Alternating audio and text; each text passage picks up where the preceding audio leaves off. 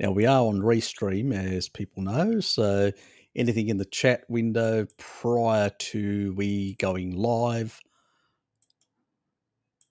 basically won't appear.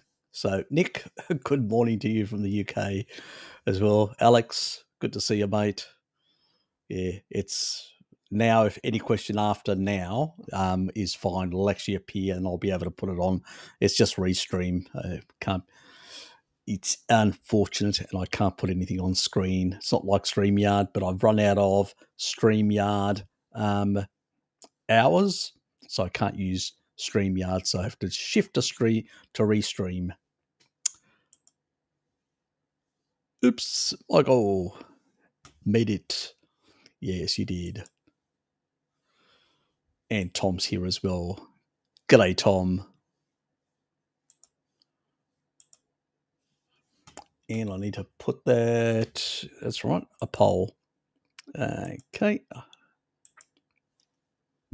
Let me just do that.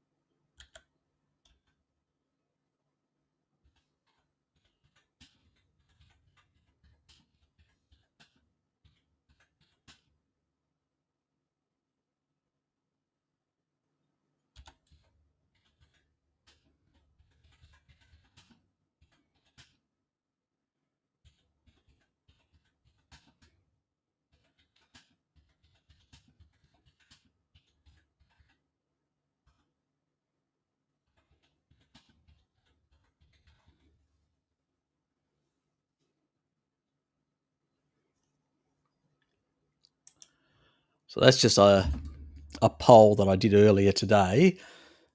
I haven't used the same title, but anyway, you understand. So it's either whether it's on Tuesday or Wednesday to be done, or neither, or either. I mean, sorry, either. You don't care. So it's just a poll there, so we can at least get on with people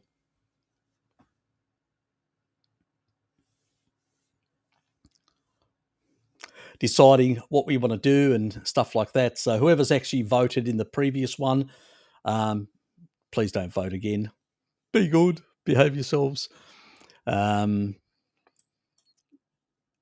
g'day, Scotty, and good evening to you as well. Heinrich, good to see you, mate. And Alex, how's my Dutchman? Harry, I found my problem. Gladia Lambia is, I'm listening, I'm going for a walk. Fair enough.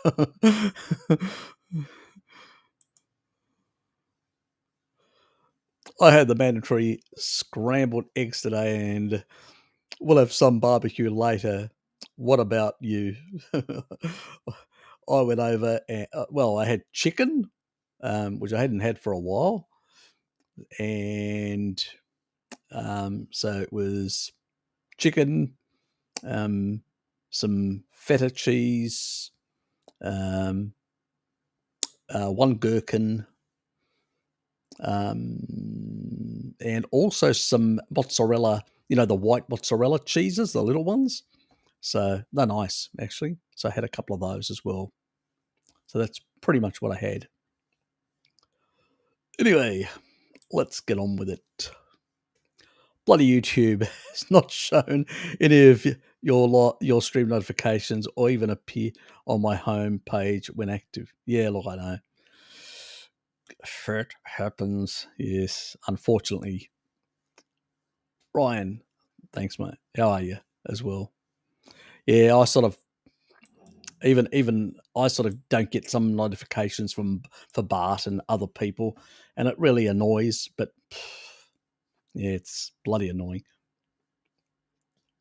Hi, Harry and subs. Have you heard how Ken Berry talked about taurine deficiency in his latest video about tinnitus? Yeah, I've talked about that before. It's getting common knowledge. Yes, it looks like it.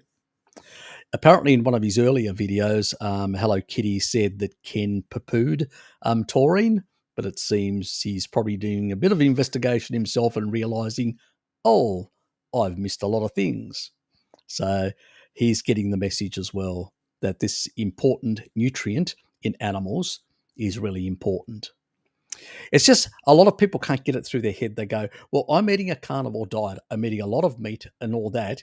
Why would I be deficient in taurine? And I've tried to explain this multiple times to people. We do not prepare foods the way we used to. One, taurine is most highest in seafood. We used to consume about 10 times the seafood we consume today. We don't consume as much seafood, so we get less of that. Second, all the meats that we get are no longer freshly slaughtered. In the past, you would be in a small town or whatever, they'd slaughter the animal in the back, and the butcher would basically then meat it out to everyone because they didn't have any storage. Back then there was no refrigeration, so they had to slaughter it fresh. Now they slaughter them in big slaughterhouses. They hang them up for up to 18 months in some regards. And all those fluids that hold all the taurine is slowly but surely leaving the body of that corpse of an animal.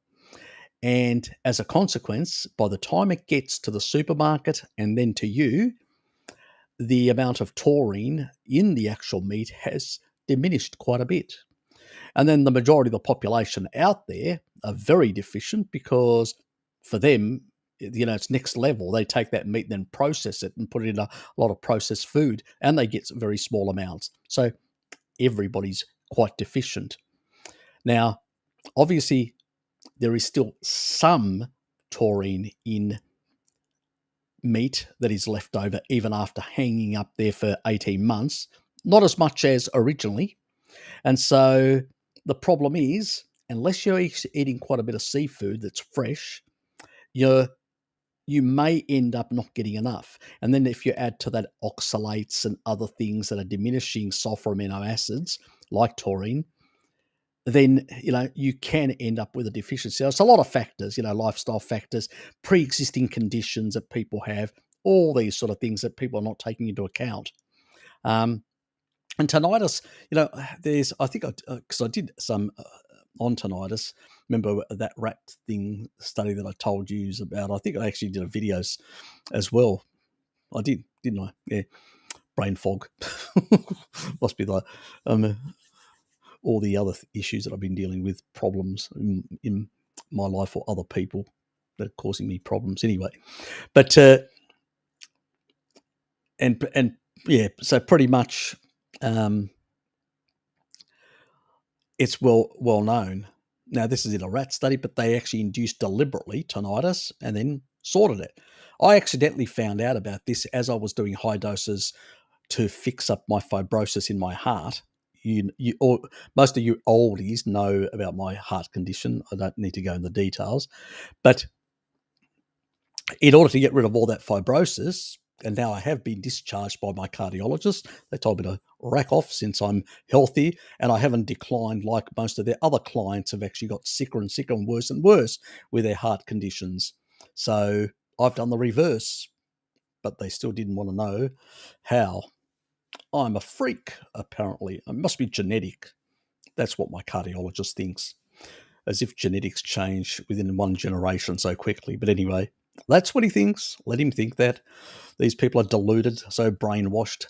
And pretty much, the issue is that people aren't aware of the food preparation. The slaughtering practices today are very different from the past. So all these things, and Ken's probably not aware. I mean, I wasn't aware until I actually looked into it.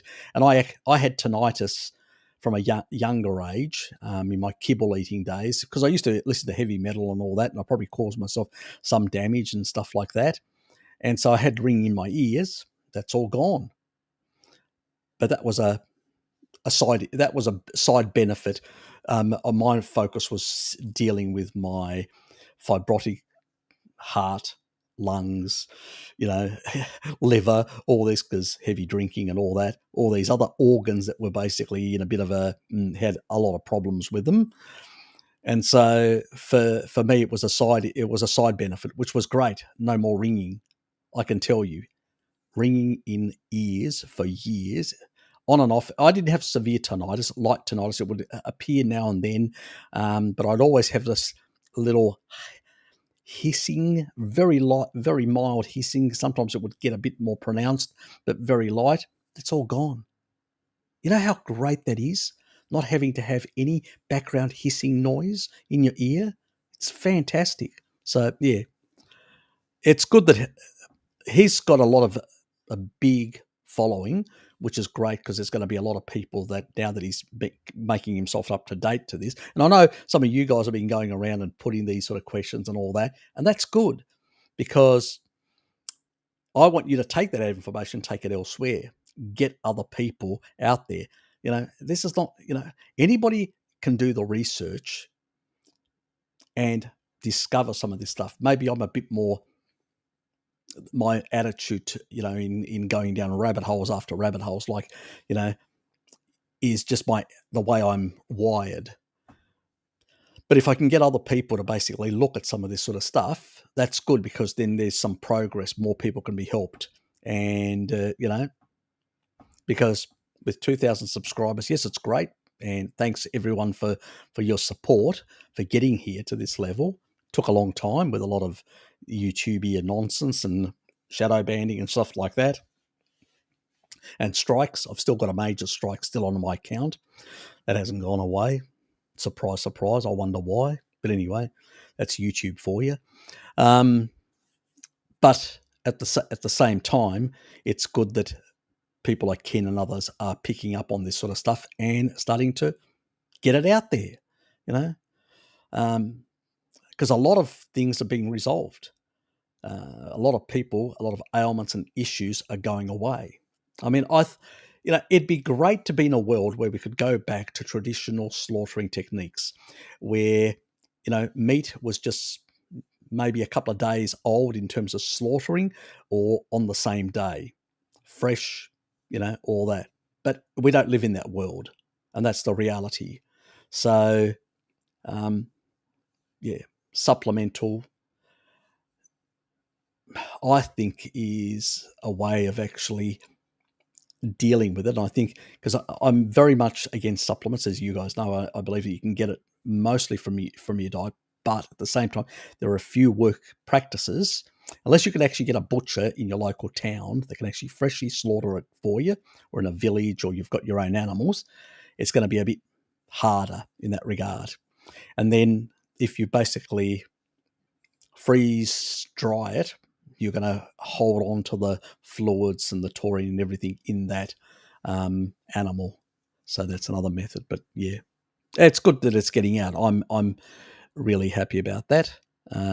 Bart's been pushing it a bit as well, and a few others, which is good that people are starting to think about these nutritions and also starting to think about the slaughter practices, the food environment we live in, and how the level of processing, even of animal foods, that's happening, and the way they're being treated and the way they're being stored and stuff like that. Issues that we haven't talked about. At least people are starting to talk about these issues and recognizing that there are issues when, those practices. And, I don't see it changing because it's all about cost and money. And then you've got a large population of 7+ billion. If you're going to provide high quality animal foods, this may be the only way, because the cost of basically distributing on a daily basis that amount of protein would be very difficult. So a supplemental method may be the only way of actually mitigating the storage, slaughtering techniques that are used to keep the price down as well. So there's all this sort of stuff. It's I don't have there are no easy solutions unless you live in an environment where you can access that sort of stuff. It's pretty much it.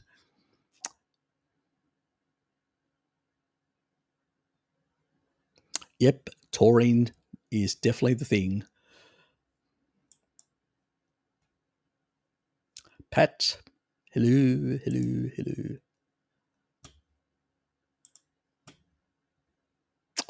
Oh, yes. Roy Osman. Rajesh, how are you, mate? I knew Pat would actually have the Roy Osman sort of angle on that. Yes. And yes, my dear. Should men who eat red meat every day donate blood periodically as they suggest in the media? No. Unless you got some reason. I guess that is when it comes to excess iron, the answer is no, exactly. Or there are other health benefits to donating. The other issue is that if you've got hemochromatosis or certain genetics or storage or iron metabolism issues, then it could be a way out, but that's not a solution. Iron metabolism is regulated like a lot of the other minerals and iron in the, so when we say fluid ions, which is all the minerals in the actual bloodstream and in your cells and all that, in the water parts of your cell, well, that sort of stuff is really regulated by taurine, has been for millions and millions of years from early life, in those vents in the deep oceans, which I've talked about in one of my recent chats with Pim. So yes, so even people with hemochromatosis, when they get onto taurine and meat, it all normalizes, so, and even people that are sort of not getting enough iron tend to normalize their anemia as well with taurine supplementation. They're using it in Palestine, in the Gaza Strip. The university there done research on young girls which are more susceptible because of periods. And these young teenage girls have had very severe anemia because they can't get access to high quality animal foods in that sort of area because of the politics. I'm not going to go into that. But yeah, so they've come up with a solution to improve ion metabolism with taurine. So, and I've done a video on that as well. People can go and check on my stream if they Google it. Bjorn, how are you, mate? Good to see you. G'day, Nah. How are you, mate? The thing I like about Dr. Berry is that he's always educates himself. I found, yep, it is a good thing. There's a lot of carnivores out there that don't. That basically, I know this, and yeah, you got to constantly be, and also constantly questioning yourself as well. I've slipped up on certain things myself. You got to always question the sort of stuff and address certain things. I found one video about nitrogen isotopes, which had like 1K views, and he left a comment on it. How cool is that?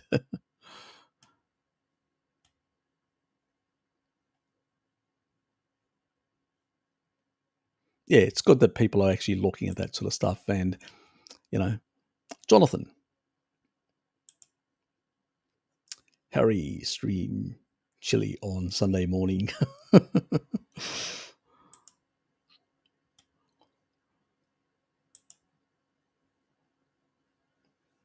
Yeah, it's a bit fresh down here as well in Hobart. It was nice on Friday. Saturday, pretty good as well.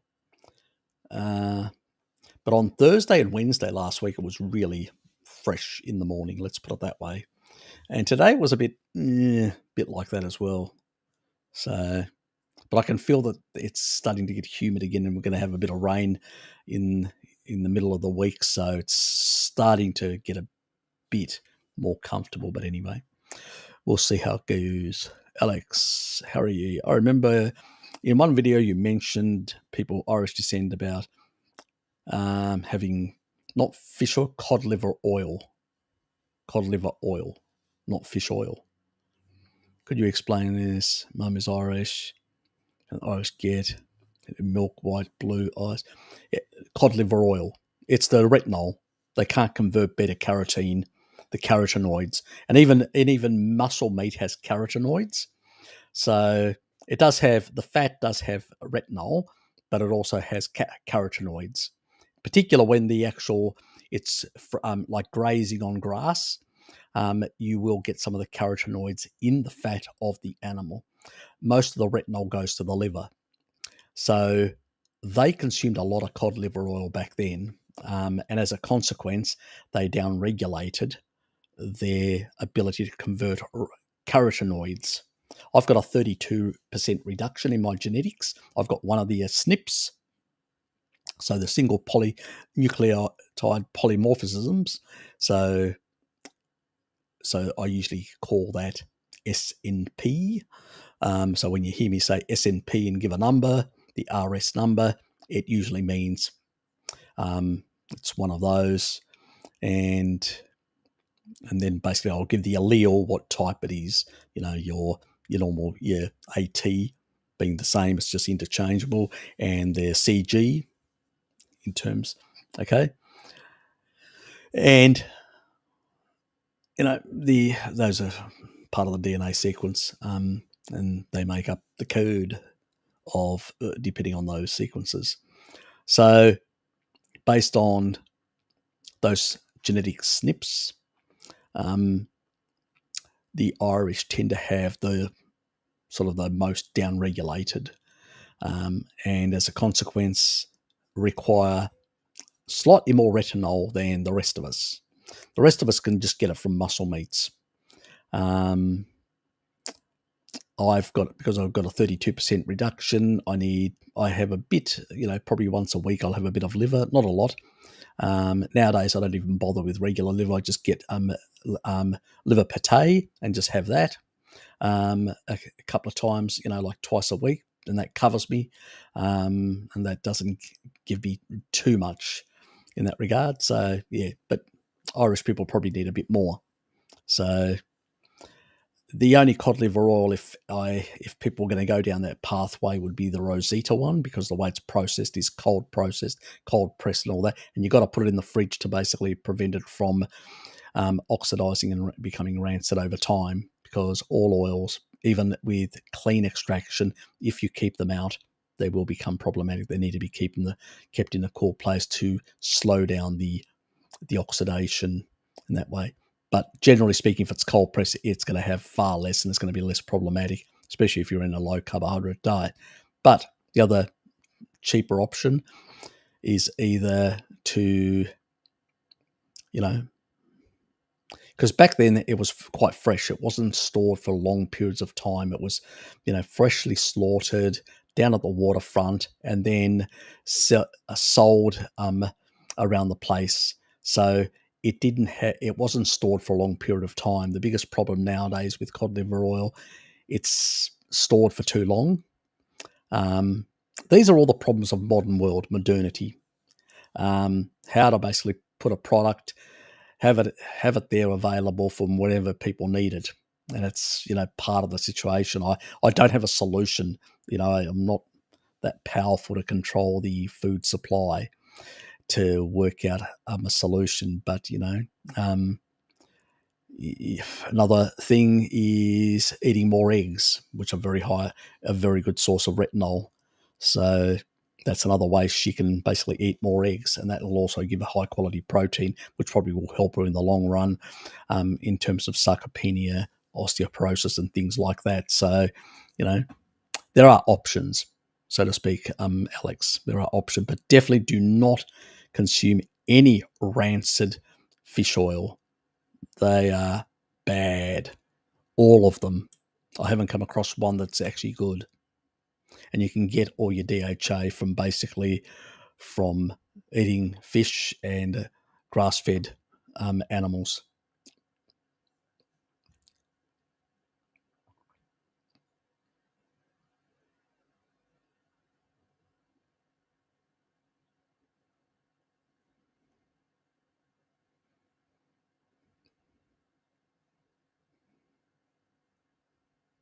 You had what? An injection in your spine for what?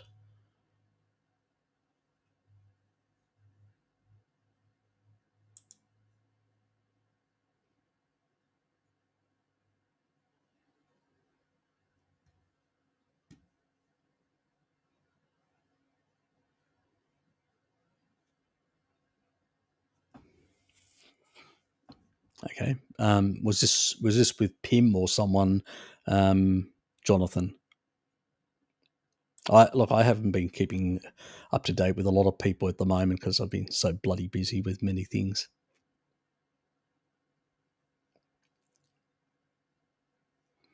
Good luck with what you're doing. I don't know what you're doing, but good luck. No, not really. No, no.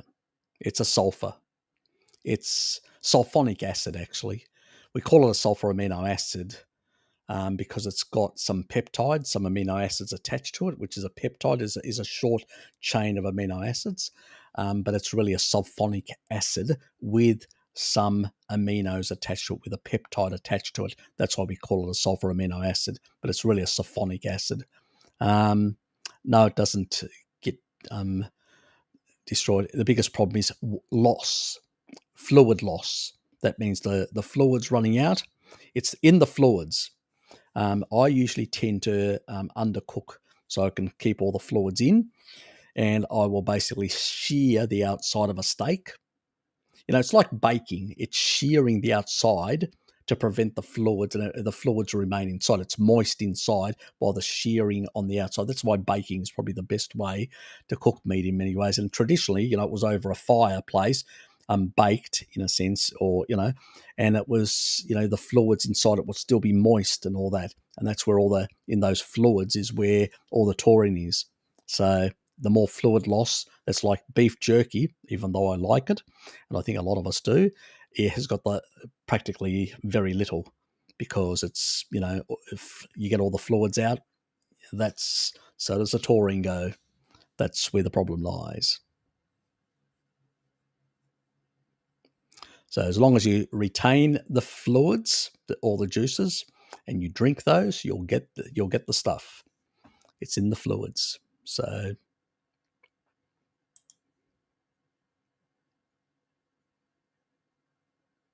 I don't use Bluetooth technology. Turn it off. I don't have Bluetooth enabled on my phone. I don't have Bluetooth enabled on my computer. I've disabled it. I try to minimize non-native EMF as much as possible, Dominique.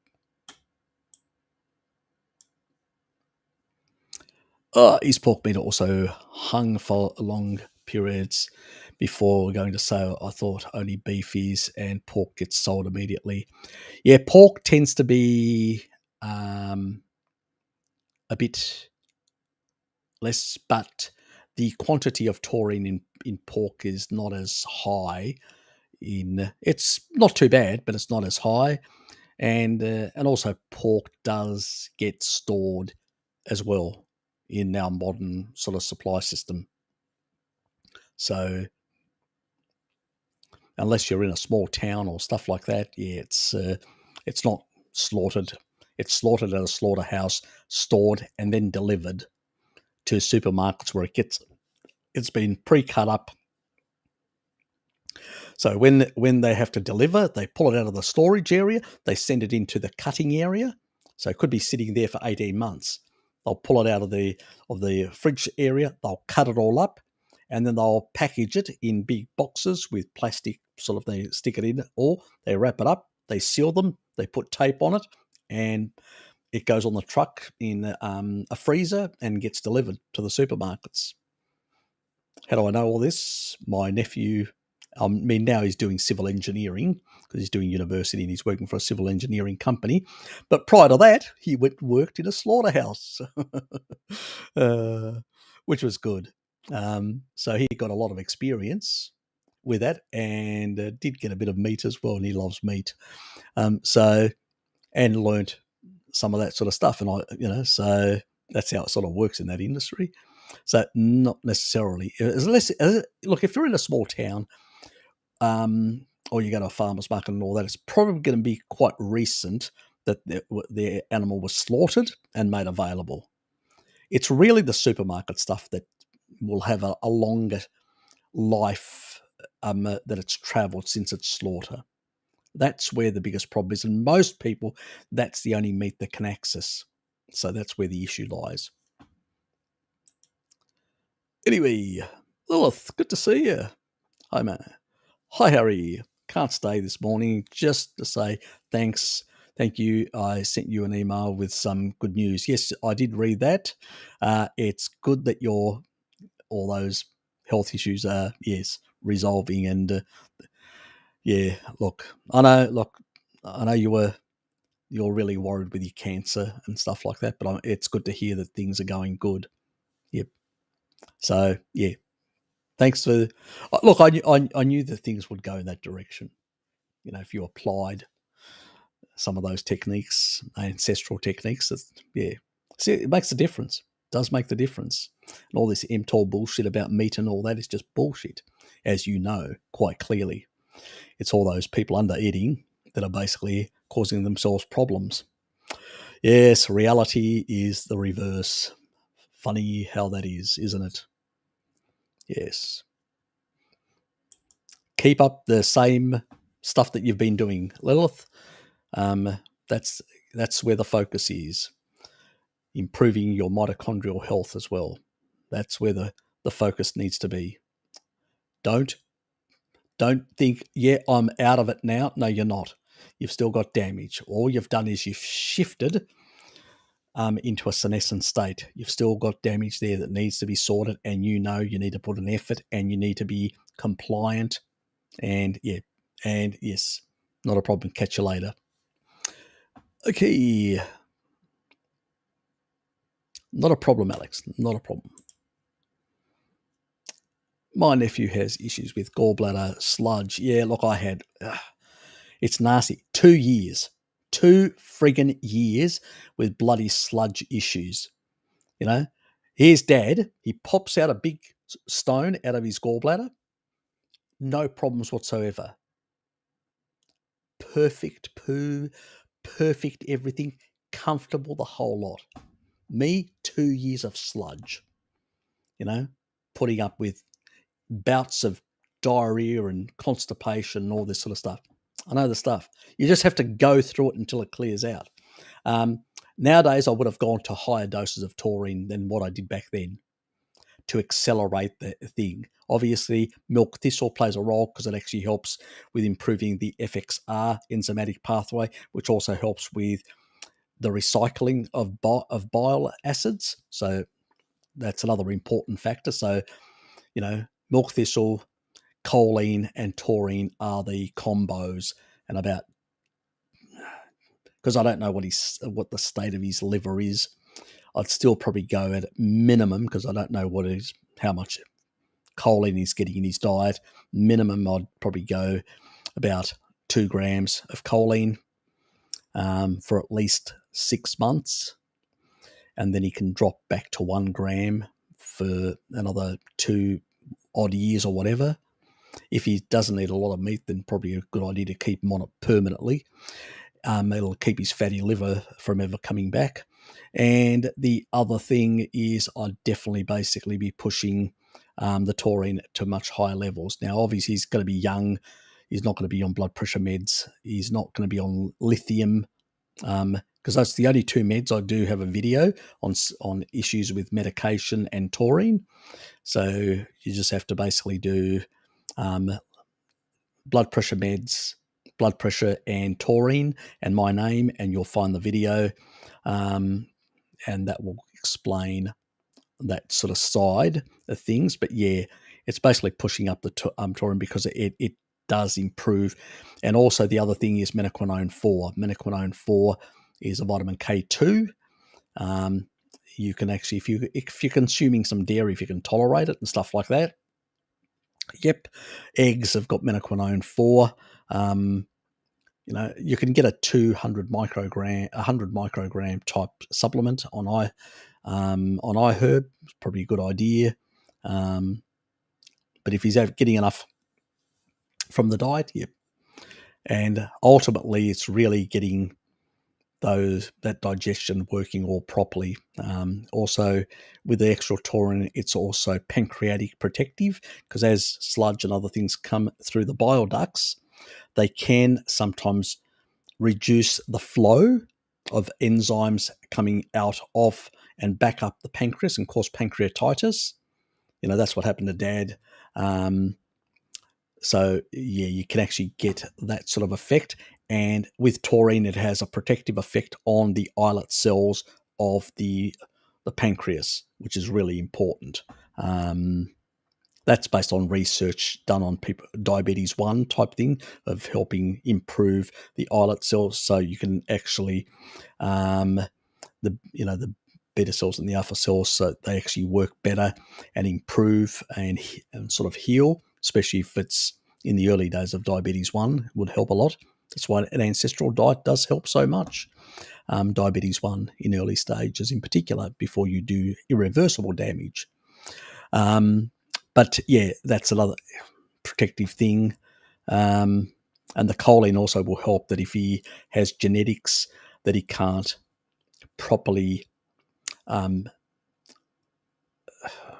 metabolize or use the sulfur metabolites properly, any excess will be sort of cleaned up by choline as well. So I'm just sort of covering, just in case, it's that sort of stuff, because I don't know his genetics, I don't know and all that, and I'm not managing his health.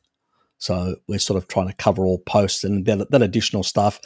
If he's got a gallbladder issue, he's definitely had the inappropriate diet that's probably caused himself some fatty liver and stuff like that. So all that's going to help anyway improve the general functioning of the liver. If you improve the general functioning of the liver, you'll improve the general functioning of the gallbladder as well. So a lot of this also, the body's intertwined. It's not a one organ reductionist way. All the sort of that'll improve his gut. It'll improve his gut permeability. It'll improve his stomach acidity and function. It's the motility of his intestine.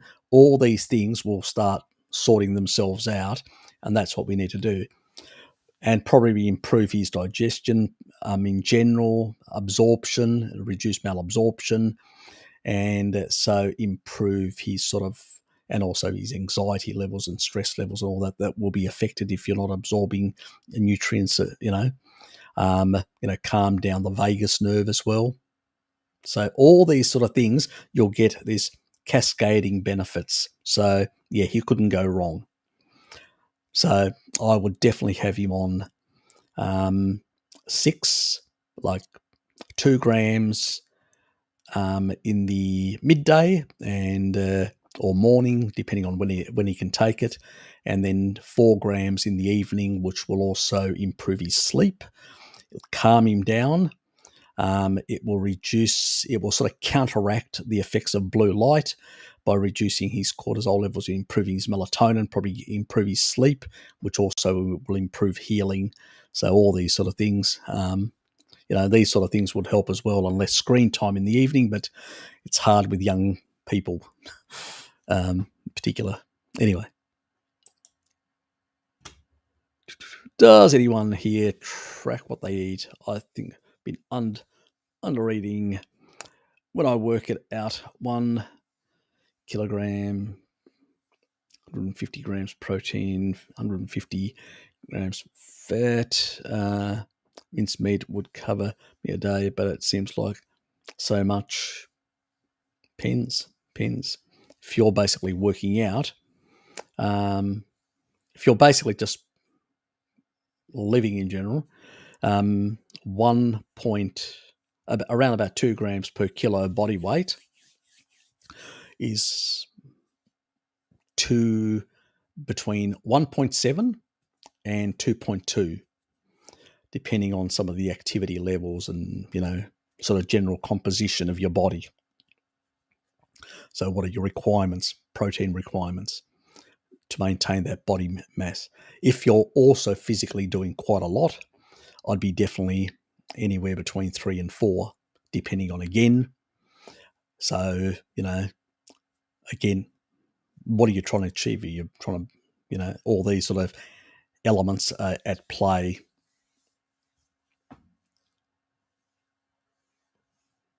So couch potato on a carnivore diet, and somebody who's a weightlifter or competition weightlifter or whatever is going to have a completely different protein requirement and energy requirement. So yes, and also because of in terms of sports physiology. If you're into that, go and see Bart Kay. Consult with him. He's really good at sports physiology because it's most of his initial early degrees qualifications are in academia. And so he's got, I believe, 3 advanced degrees in sports physiology because he actually started that, So he's with the All Blacks, the sports, the rugby team in New Zealand, the national rugby team. He's been involved with them. He's been involved with the SAS in Australia and New Zealand, so top special forces people. So he's been around when it comes to that. He then moved on to nutrition and other things and cardiophysiology, but initially that's what his area was. And he's done a recent video nuancing a number of the things that he's been talking about and putting up a lot of the studies that he's covering that area, which people should go and see. It's gold. It's a really good video. I'm glad he actually put it out because he's actually put his research out there as well, which is good for people to look at. It's quality stuff. Anyway, yep.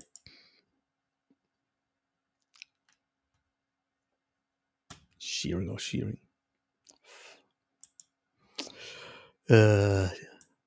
Say that to a New Zealander.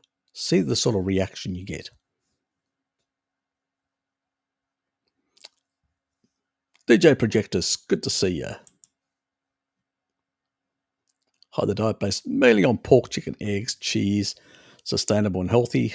I'd actually include some seafood in that, and I'd include some lamb and beef, I have very little chicken. I have some eggs. I have some cheese. I have some beef now and then. I have some fish now and then. But my 2 primary meats that I consume are lamb and pork. Those are the 2 main ones. And sometimes I will, in a week, I may eat 3 times a week pork or 3 times a week lamb, and 2 times, it's going to be either 3 or 2 for pork and lamb, and the other 2 days is usually the other stuff. So the dominant things in my diet are pork and lamb. I'm not a big beef eater. I don't mind beef, but it's not my favourite meat, I'll tell you. I know it's sacrilege in the carnivore community. Nah. If somebody told me you could only have two of the main red meats, lamb or beef, I'd say lamb anytime. So I could eat lamb for the rest of my life. Let's put it that way. If there was one food that I'd actually eat for the rest of my life, it would be lamb. Anyway, Dylan. Yeah, carotene. Yeah, conversion.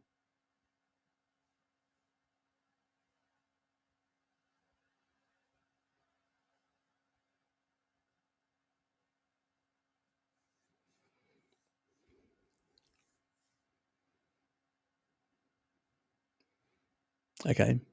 Oh, there's some research out of Newcastle. Okay. I'll look it up myself. See what. Yeah, I know the coastal women, coastal Britain and the Hebrides in the north of Scotland and in parts of Scotland and all that, they have similar because they were exposed to a lot of cod liver and cod fishing. So they tend to have similar stuff with the Irish. It's more coastal rather than inland populations. So it's, if you've got a coastal ancestry, you're going to have more of these problems. If you've got an inland, you've got to have less of these problems. So it depends on whether you're coastal or not. That's the main thing. I should have made that clear. I have in other videos, but yeah, sometimes I talk in such generalities that I forget to make that point, which is really important. Same thing goes for Icelanders and some people on the coastal area in Norway. But the biggest problem in Norway, a lot of the villages that were in more mountainous areas sort of abandoned those, have come into the lowland coastal areas where most of the population has shifted to the coastal sea areas. People have intermixed. After so many generations, unless you do genetic tests, you don't really know whether you do or you don't in some of these regions. So it's a bit like that. Usually, no, if you got on a vegan diet and you consume a lot, if you've been on a vegan diet, I haven't, but if somebody has prior to coming on a carnivore diet and their skin went orange, they know they've got those genetics that basically can't really convert really well. It's so obvious. We know Mick the vegan does. Yes. Because he's got Irish background. Oh.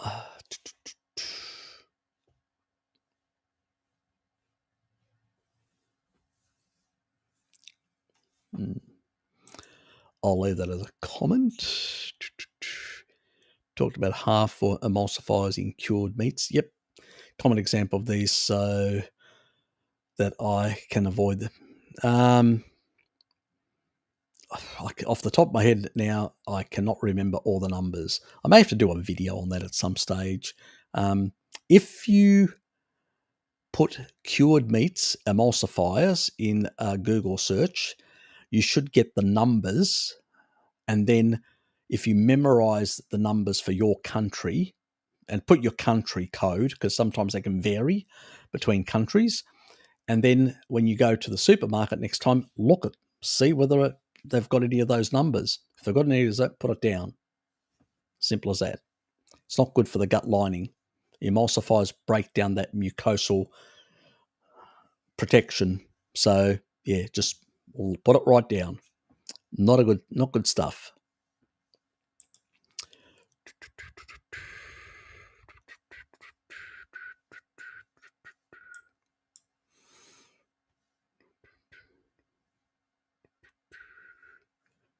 Bloody hell, mate.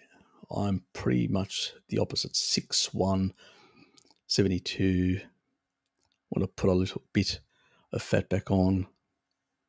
So yeah, it's much easier when you're taller because you've got far more tissue, and so if you can strip off. It's easier to lose weight as fat weight when you're taller than shorter. But also it can be a bit more of an effort to put on muscle mass as well, because you need far more protein, because you've got bigger requirements for the enzymes and all the other stuff, the additional proteins that are doing work in the body. So yes, definitely, and that amount isn't gonna cut it. Let's put it that way. But it depends on what you want to do. If you're trying to build, you need a hell of a lot more than that.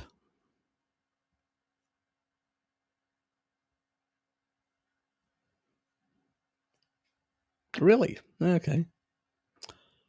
I can actually consume up to 700-800. That's when I start struggling at that stage. But yeah, in one meal. But 500, well, that's easy to put down. But once I get into the 700-800 mark, that's when I start struggling. I can get up to a kilo, but which is 2.2 pounds. But I struggle to get to that level. But 500, God, it's nothing, Alex. Nothing for me, anyway.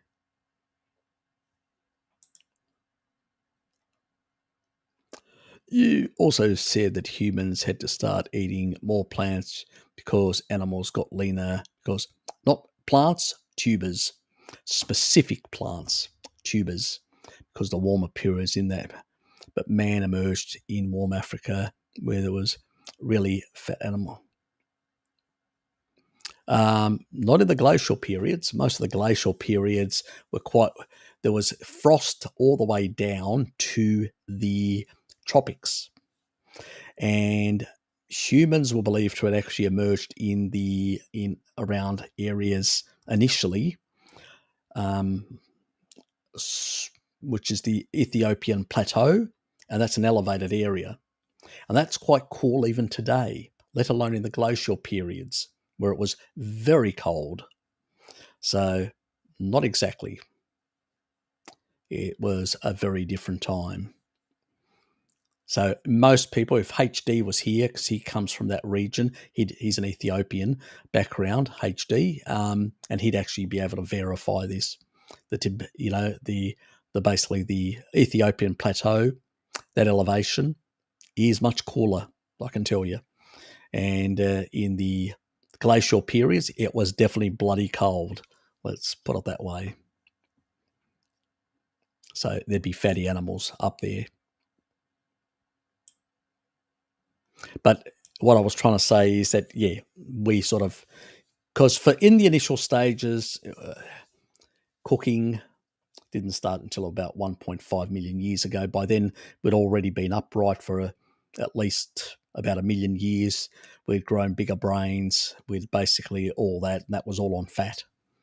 And then cooking came around, but still, tubers in the old days, you have to understand modern tubers are not the same. Get your head out of that. African tubers are basically these very fibrous things. How people eat and get a bit of starch, very little starch. There's a lot of starch in these African tubers. What they do is they suck on and they throw the fiber away. So they just suck on they cut them up in these strips with a lot of fiber and they suck on this sort of stuff and then they throw it away. Mary explained it in one of the videos, or either one of my live chats or one of the videos that we did together on the Messiah and all that. And that's how they get rid of this sort of stuff in the Hadza. So you don't get a lot, but that additional small amount of energy is better than nothing, especially if you're struggling. So humans did, until we get to agriculture where we cultivate. Now I need to make all that clear. Until we get into agriculture and we domesticate tubers, only then do we get these big, massive tubers that are less fibrous and have got a lot of starch. Prior to that, they are very smaller, really small little things. It's more like, they look more like, they're not even tuber size. They look more like, like a fatter carrot or something like that. They are, funny shaped and all that. So they're very fibrous. So you don't have a lot of nutrition. They usually suck them and throw away. That's how they do it. Even today, the Hadza still do it, seasonally, when they have seasonally. And that's, a couple of months in the year when they get access, because they've got nowhere to store it. And when something has fiber, if you put it in the fridge and it's got fiber, it becomes mushy. If you try to store it with a lot of fiber, it degrades. Where the modern day tubers, if you store them in a dry place, and these sort of areas are, the variable weathers and all that, they've got no storage capacity like we have in modern, the modern agricultural society, which had all these structures where they could store things in dry places. These are tribal people. They don't have these, building structures to be able to store things. We use today storage silos and stuff like that. They had certain, basically mud brick type structures that they stored this sort of stuff to keep it dry and off the ground. So it wouldn't basically, insects couldn't get to it. And at the same time, it would remain dry and aerated in a cool place. And that's how they preserved in early agriculture, this sort of stuff before refrigeration, by drying it out and all that. But they were domesticated. The old is very, so you only get a bit of seasonal starch to suckle on it and get a bit of glucose from it. You throw that away, and fruit, which was about 1 to 2 months depending on the latitude you were in the world, where you'd get access, and they were very small, fibrous, with a bit of fructose and stuff like that. Not very, we're not talking about here. Even bananas, if you take a look, they're little things like that with a lot of fibers and seeds in them. Today's are seedless; they're clones. They're not the same. So watermelons used to be this tiny stuff that just sat in your palm. Comes from Africa, watermelon, just a little thing in your palm, very fibrous. And all you do is you get the fluids out. It's like a hydration thing rather than a food. Then modern day watermelons, this big, completely different. One domesticated, one not.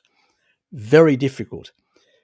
We need to get our mindset, our brains out of domesticated foods and animals, in particular plants, and stop thinking about plants in the modern way. They're not the same. Completely different.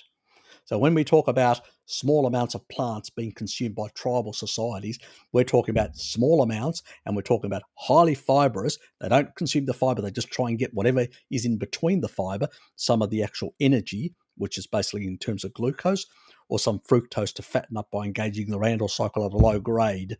And that's how they put on a bit of adiposity to survive the lean periods where they've got less access to animal fat. That's how they survived in the modern. And in prior to that, when the animals were in the glacial periods and had more subcutaneous fat because they had to protect themselves from the cold, well, under those circumstances, what they did was they were able to basically access much greater quantities of fat, so they didn't need to worry about plant sources of energy. That's the difference, So think not in terms of modern food, because that's a problem. People think in terms of modern food and they don't think about what the foods really look like. I say to people, Google what a watermelon looked like. Google what a broccoli looked like. Google any of these things, what they look like originally, the wild forms, and you'll be shocked how fibrous and very little sugar they have in comparison. So yeah, it's a lot of nonsense out there. Need to be very, very careful about all that sort of nonsense because even in today's environment, which is an interglacial period, which is quite a warm period, even in this sort of period, there's very little. Most of your energy is going to come from two-legged creatures, and most of your protein is going to come from two-legged creatures. The other stuff is sort of like, a bonus. That's all. Nothing else. And they prioritize the hunt and the meat. Even, Mary saw that going out with the Hadza in some of the hunts, which they go up to 4 hours in some cases till they find something. So yeah, very different until you actually live amongst them and see exactly, sleep with them and live amongst them and see exactly how they live day to day, which researchers don't do. They just go, oh, here's a questionnaire. It's inconvenient. I'm an academic. I can't live like a peasant or like a tribal person in squalor. They're living somewhere else. They just turn up, get the questionnaires and ask them questions and all that. She actually lived amongst them to actually really see what life is like to be somebody like that. That gives you a greater insight than some bullshit questionnaire, which people don't even understand from those societies. Yes, this is what I'm saying. And then they just make up shit because they adjust everything, as we know. What a world we live in. What a world.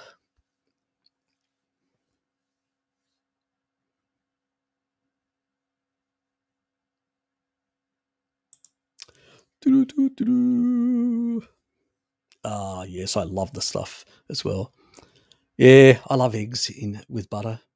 Even I don't mind scrambled. I don't like. I actually prefer fried. My favourite way of having eggs is fried in butter. I fry them in butter. Oh, that's the best way. Man, oh man, I love it. And then I turn them over. They get on both sides, and they've got the buttery taste. As far as I'm concerned, it's the best way of having eggs fried in butter.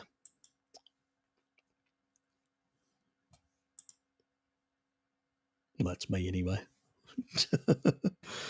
That means you are slim. Yes. Oh, yeah. 6'1". Yep. I'm with you. I'm with you. Move on. Bert, good to see you, mate. Hopefully, more people will give themselves a fighting chance in the years to come. Yes, one can only hope. Are people filling out the questionnaires? Hmm. Good to see. Good to see. People are filling out the question. The well, you know, oops, the poll. So a bit different, actually. The Tuesday people were ahead on the morning one. Now the Wednesday people are. Well, interesting. Interesting. So yes, there's always an option that I could do one in the morning on Tuesday and one in the evening on Wednesday. So always an option. Anyway, let's move on. Yeah, I was thinking of putting butter in coffee or something, or with eggs, like.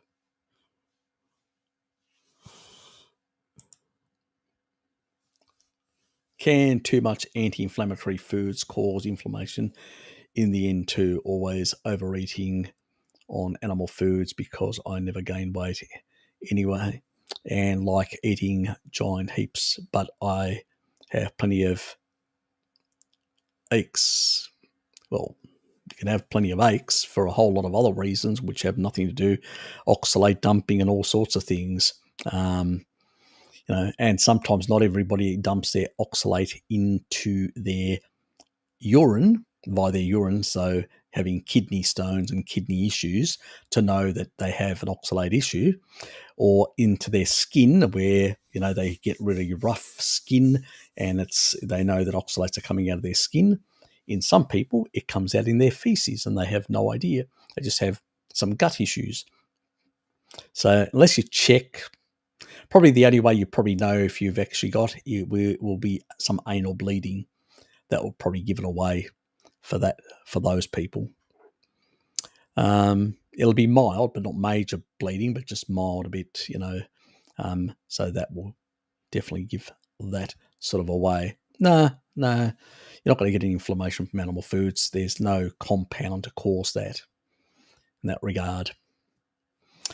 So it's a good thing to sort of have a few days of fasting as well, or not consuming, time restricted feeding. We actually, eating once a day is much better than multiple times in a day, which is another thing that me and Bart practice.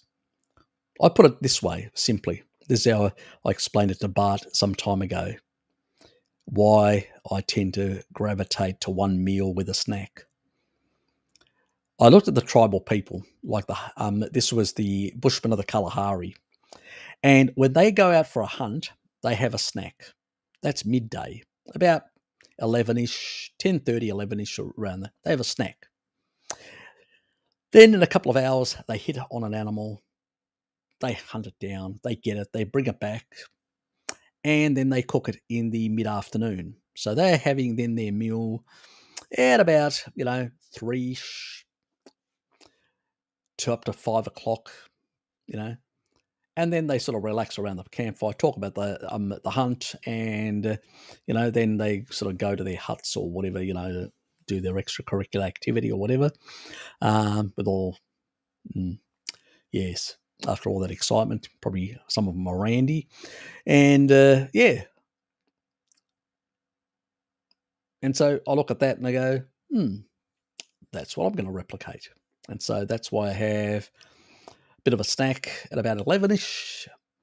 And then after that, I pretty much will have a meal later on about 3 o'clock in my afternoon tea type hour. And that's my main meal where I will stuff myself. And it's usually at work. And people are always looking and going, God, Harry, aren't you eating so? How can you eat so much meat? Easy, mate. Easy. I love the stuff. Now they know, they just ignore me. They used to ask me, but yeah. So it's easy as that. So no, I don't know of anybody. I mean, if you look at Sean Baker, the amount of meat he consumes, he's done plenty of tests, no inflammatory markers. Why would he? We know unless you get engaged the Randall cycle and inflammatory pathways, or unless the only time you can have things because you've got existing things that you haven't resolved. Oxalates, there can be environmental contaminants, environmental pollutants. There can be, other factors outside diet that can actually drive inflammation. Stress, what's your stress like? How are you managing? There's a lot of factors, so it's not just the diet. So maybe you need to look at some of the other areas of your life. G'day, Alligator Tears. What a name. Hi, Harry. Will taurine taken in the morning before a fasted workout act as a depressant unless I pair it with caffeine? Don't think so. No, it shouldn't in any way in that regard. So remember, when you're eating right after you're having a meal and all that, you'd be getting taurine in. So it's not going to have any, the antioxidant effect of taurine is not the same as it is a signaling. It's not the same as a direct type thing. It's very different in some regards. It's actually regulating those markers rather than making them misbehave or overexpress or stuff like that. It's regulating those sort of antioxidant, inflammatory pathways, which is really what you want in a body, in an ancestral body, to be properly regulated and properly responding. So it works in a very different way. So I wouldn't concern myself too much about that. The only issue with taurine is, depending on if you're very young, 45 minutes before, fine. If you're middle-aged, probably about an hour. If you're older, probably about 90 minutes. It just takes, depending on your age, it may take longer to perfuse throughout your whole body, and especially to get into the muscle cells, into the muscle tissue, to distribute, so to speak. That's the right word, distribute into your system. So I would definitely, I'd also take a few other things like, depending on how much type of workout and all that, you're looking at probably half an hour for your creatine. And at the same time, I'd take L-citrulline. And L-citrulline also will help, and taurine will help improve your workout. Plus, L-citrulline will increase vasodilation, which basically is really important in terms of the management of electrolytes, which is really important for a good pump. Taurine handles that as well as an osmolyte. So that's another reason why you need to sort of let it perfuse, so it can actually play a more direct role in that regard, because you're putting these extra pressure and you're raising blood pressure as well and stuff like that. And taurine is really good at regulating that sort of side of things as well. So yeah, hope that information was of usefulness. What type of meat do you eat? Oh, that's not for me. You guys know what I eat. Specific grams per kilogram. Everyone says at pounds, which always seems obscene to me. Yes. As I said, if you're completely sedentary, completely a couch potato, you hardly move much at all, I'd be looking at about 1.5 to 1.7. And if you've got some physical activity and stuff like that, to moderate, over 2 grams per kilo body weight. If probably up to potentially 2.5. And if you're basically really cranking it up, I'd say anywhere between 3 and 4 grams per kilo body weight. So that's what I would. The sand people, this is based on Cordain's research, done a couple of years back. I did a video chat with Bart K. It's in one of my playlists. We couldn't show the book because it's copyrighted, so we talked about it. But he talked about the Bushmen of the Kalahari. They were consuming about 3.92 grams per kilo body weight on average. That's the average. Sometimes I was doing more than that. So, and those guys are pretty lean, and they've got good muscle composition. So keep that in mind.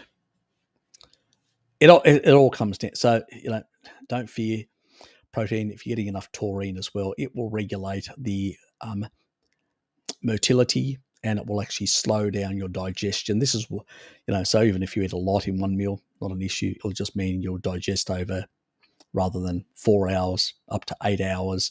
And all you'll do is just slowly through that middle part of you get through the entire small intestine, but the middle part is where the majority of absorption of aminos happen, and glucose as well.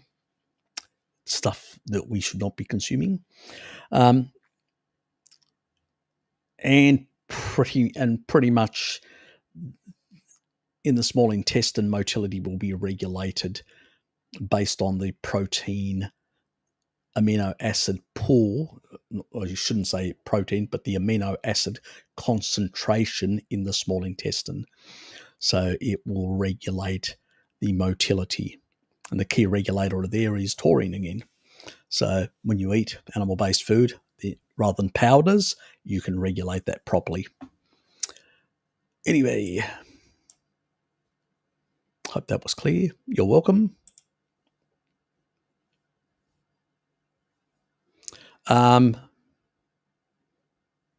Depends.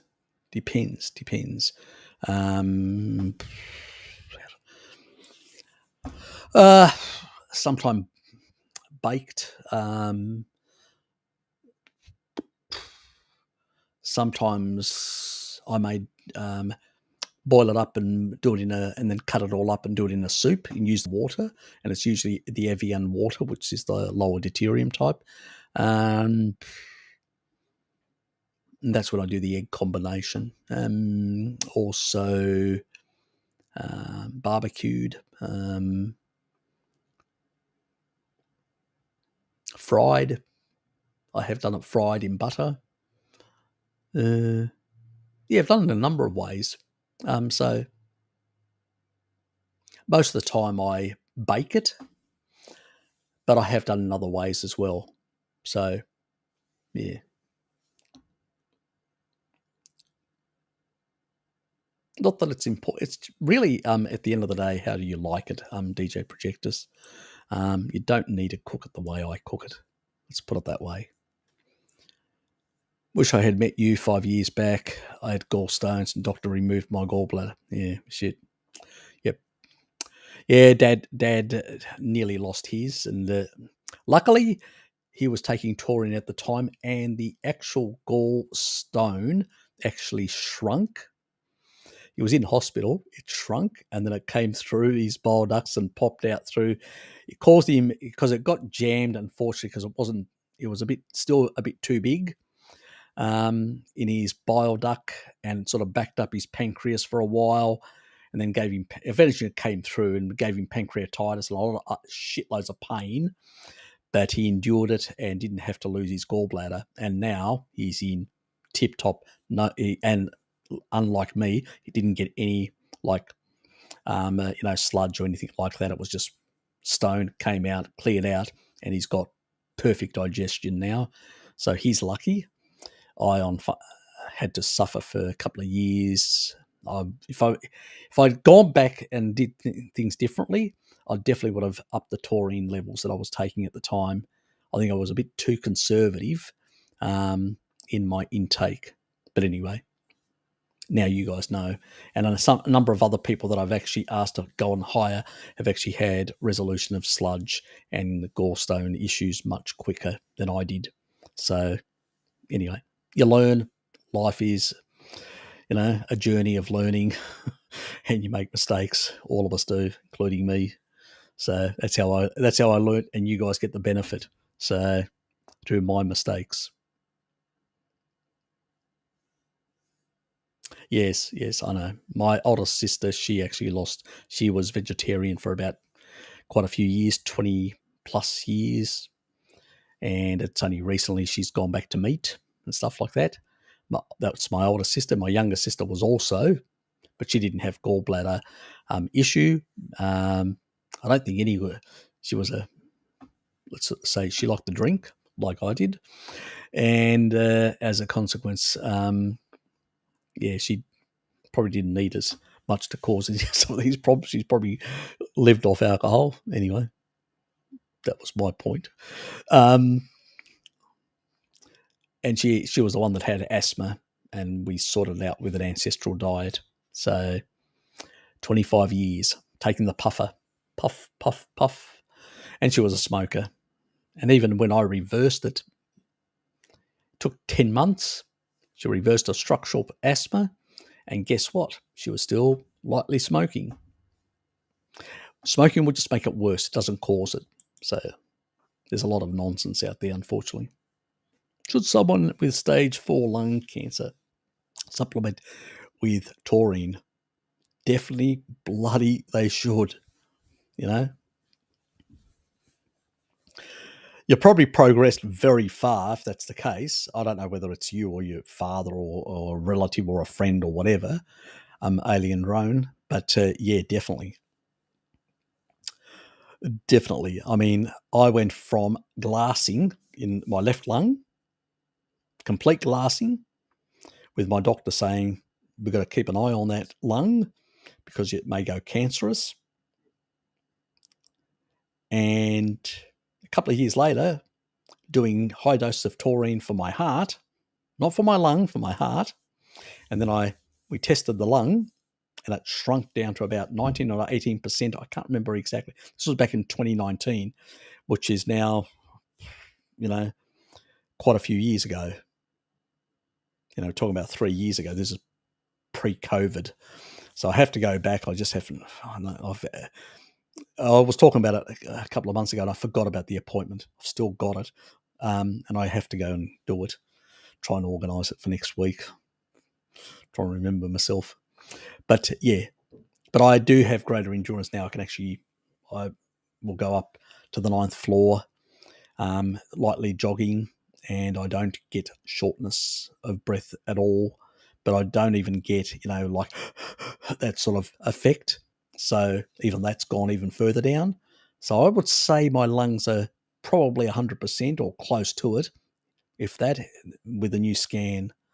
So I would say definitely, not maybe, definitely. But that's my personal opinion. It's not medical advice, just my personal opinion. Alien drone service, you need to see a physician and discuss it with them and some of the literature and all that.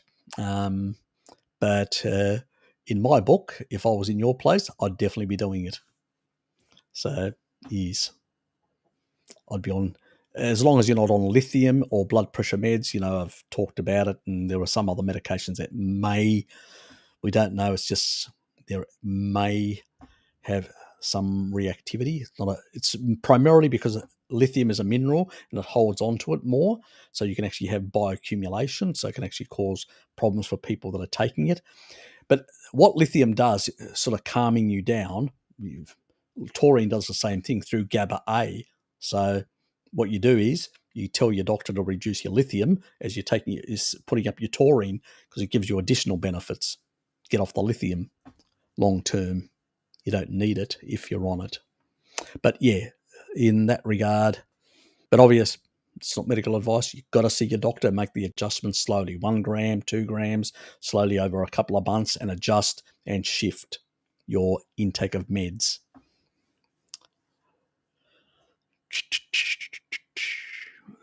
Yeah. to finish my milk. It is 7:20.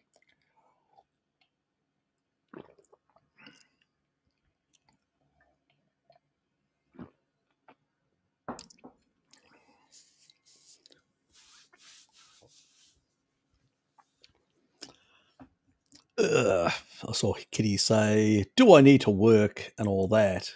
I can flex off, my dear." You're nosy, aren't you? Okay. What I say?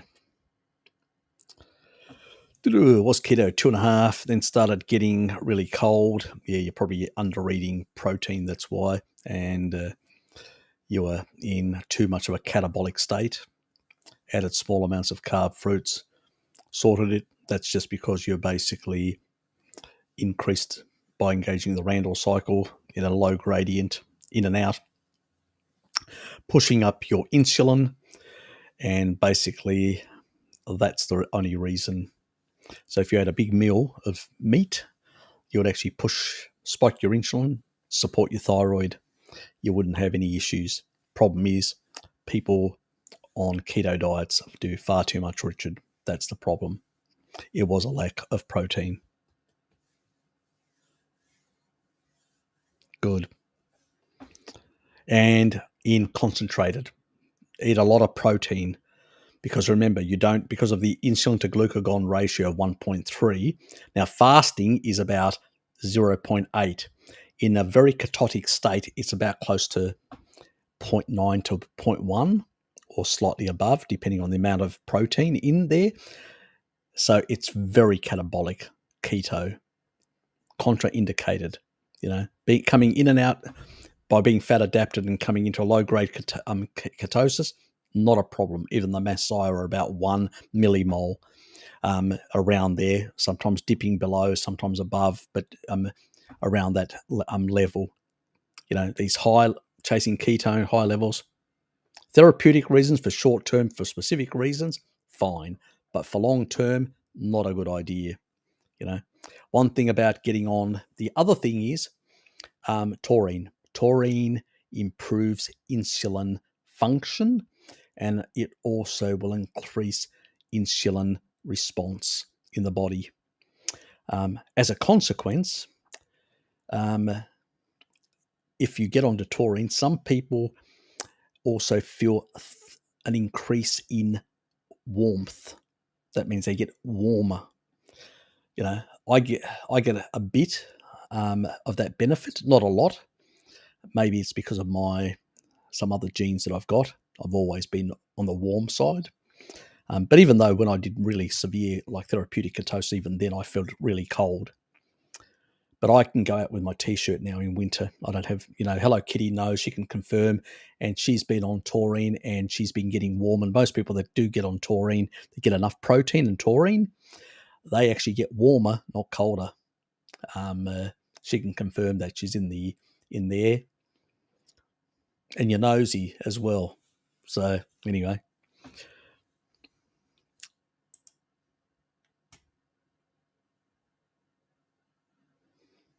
And why aren't you working on your application as well?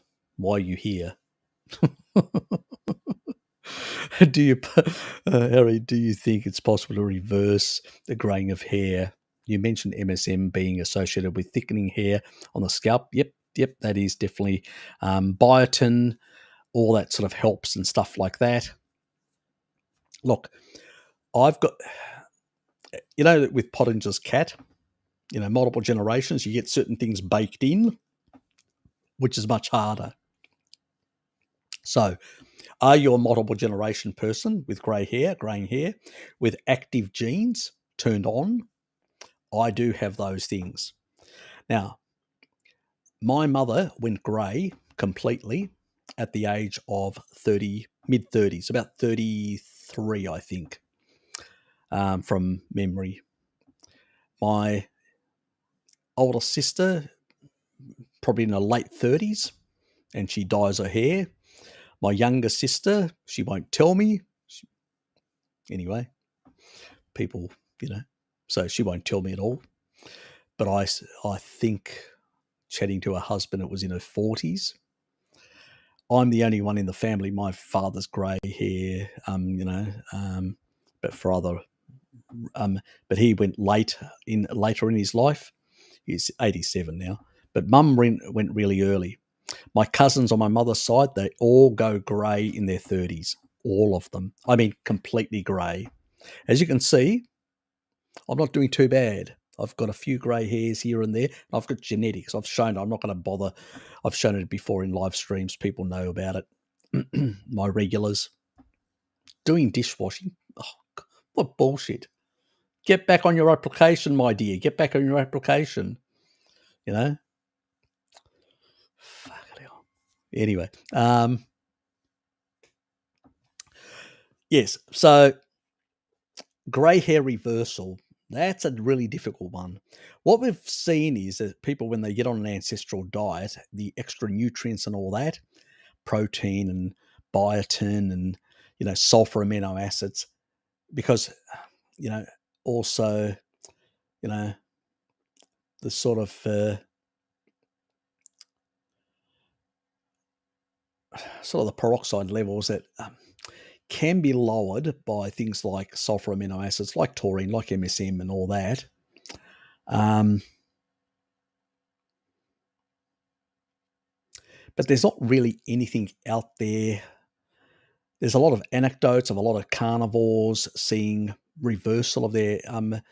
Now, those people may have not had genetics. They may have just basically, not had genes turned on. And I have no idea how to turn genes off.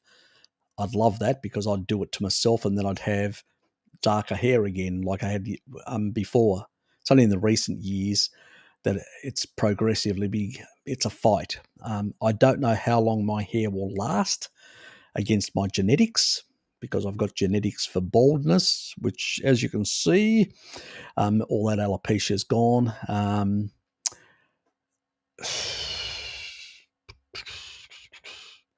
And my hair grows like mad, as you can see. Constantly I'm cutting it, having to go friggin' haircuts. That is costly. Thinner hair before was less costly because it took longer to grow. So all that sort of stuff, MSM, other sulfur amino acids in proteins and stuff like that really help with biotin, really help with improving the hair quality. Mineral management, which means the mineral ions that are required for the hair. Taurine does a bit of that as well. But I've never really... People talk about it, but there's a lot of shit out there, and a lot of garbage, a lot of nonsense, Nick. I think ultimately our diet does help sort of hold it back, slow it down.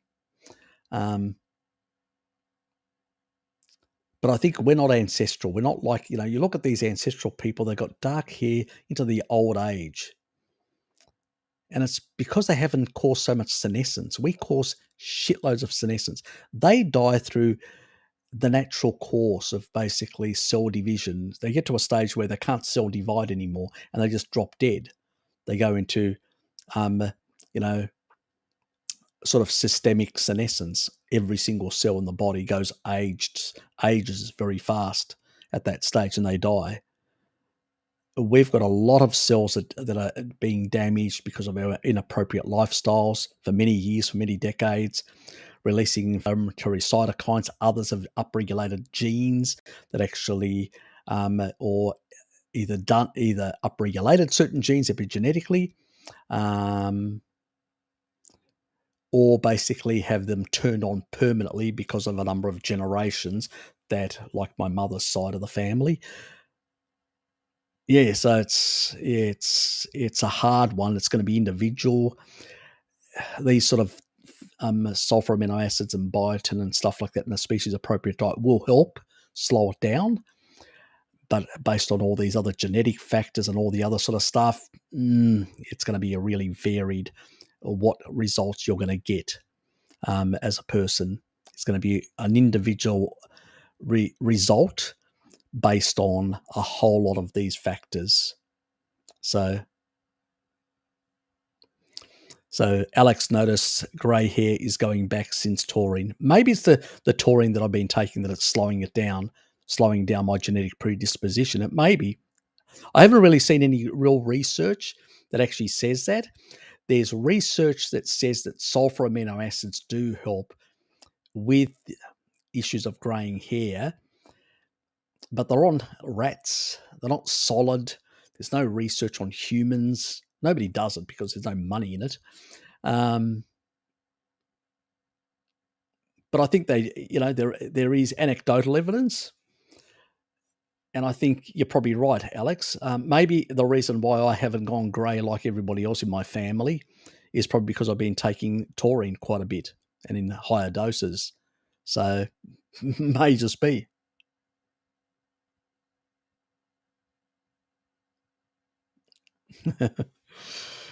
And colouring his hair, Dom. Yeah, so yeah. Yes, I wish I had a cure. It'd be great for me. I'd have the youthful, light brown. I used to have light brown hair. Actually, my hair is slightly darker now, but with greyness in it. I used to get a bit of, my sister gets a lot of, still has younger sister that has blondish hair in between her. She always had sort of blonde in between her light brown. Mine would become, only a couple of hairs would become very light, sort of, and that was from this, when I was out in the sun, stuff like that, which is the same thing why I have photosensitivity, and I lose pigment in my hair due to UV.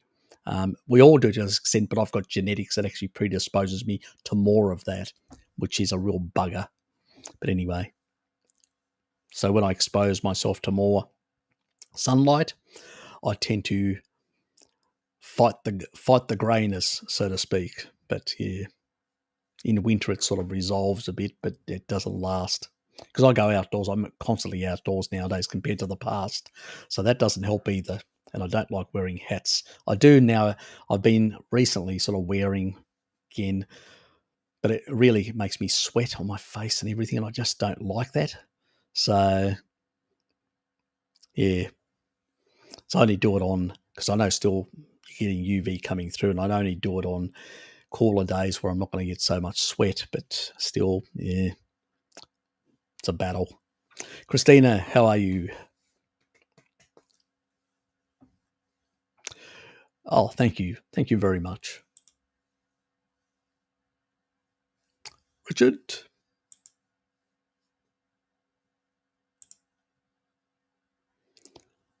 Thanks all. We'll catch up later. Cheers. See you, Alex.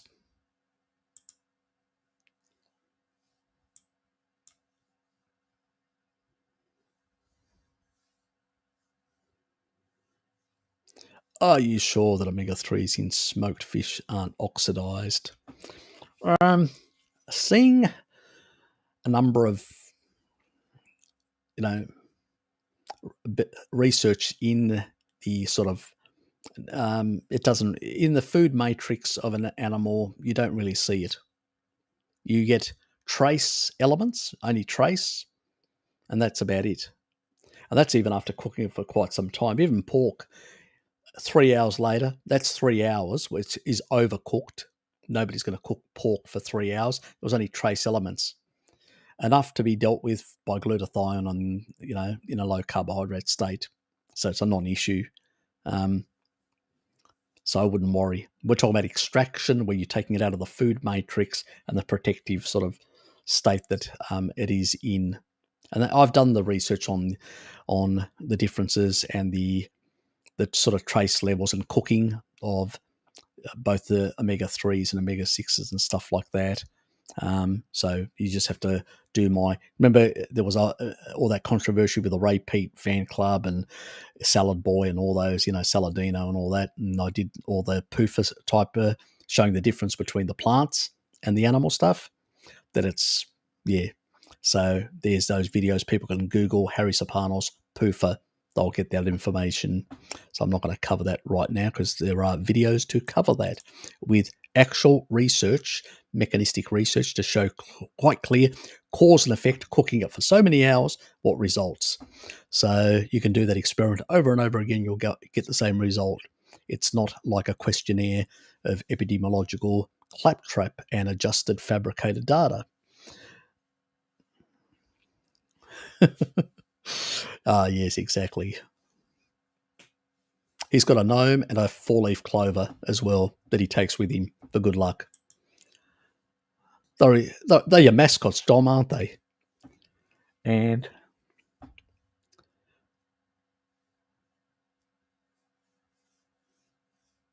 well, there you go.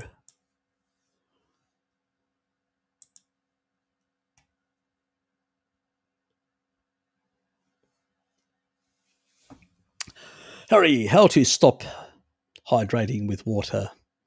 Stop drinking it. Simple as that. Even though I eat plenty of fat, I still get thirsty. Is it just adaptation? It probably is. It's either mitochondrial damage that you've actually sustained, possibly, and or fat adaptation that hasn't been, can sometimes, in some people, for whatever reason, can take longer in that regard. And there can be a number of other health-related issues that potentially could cause that as well. So there, because a lot of people, can have a lot of other derangements in their system. Sometimes I've had people that are saying, "Oh, look, I'm eating so much, and my cortisol, I can't build, and I feel like my tissue's falling apart, and I've got pain and all this sort of stuff." And they go and test themselves. They got super high cortisol for whatever reason, and then you go on the, what's happening in your life, and they tell you these sorry stories, and they got really stressed, and they're at their wits' end, so they're ultra stressed. And then you put them on taurine, like high dose of taurine. They calm down. They start thinking reasonably, and things go the other direction, and they're shocked. So, yeah, so it can happen. And hydration is regulated highly, has an influence. Taurine has an influence on that as well. So sometimes that can actually correct it, improving the functioning of water management in the body, because that can be a problem as well. Especially if you get thirst, that means you're not actually holding on to sufficient water inside the cell. You've got a lot in the bloodstream, but not in, you're dumping for whatever reason, and that's why you're thirsty. So that could be an underlying, electrolyte management and fluid management issue. Taurine will fix that as well very effectively, and normalize things and allow your up regulation of your antidiuretic hormones and normalize your thirst as well. So, as I said, you got to play around a bit and see what happens. So I would definitely supplement with a bit of taurine. Everybody knows the one that I talk about, which is this one.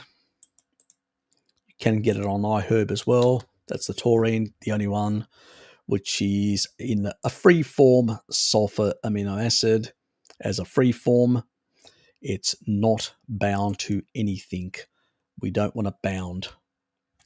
So do not get the other stuff. And I'm not associated with the organisation, as you guys know. I don't sell anything. You can get it from Amazon. You can get it from iHerb. You can get it from wherever you like. It's your business. It's just the one that I get because I know.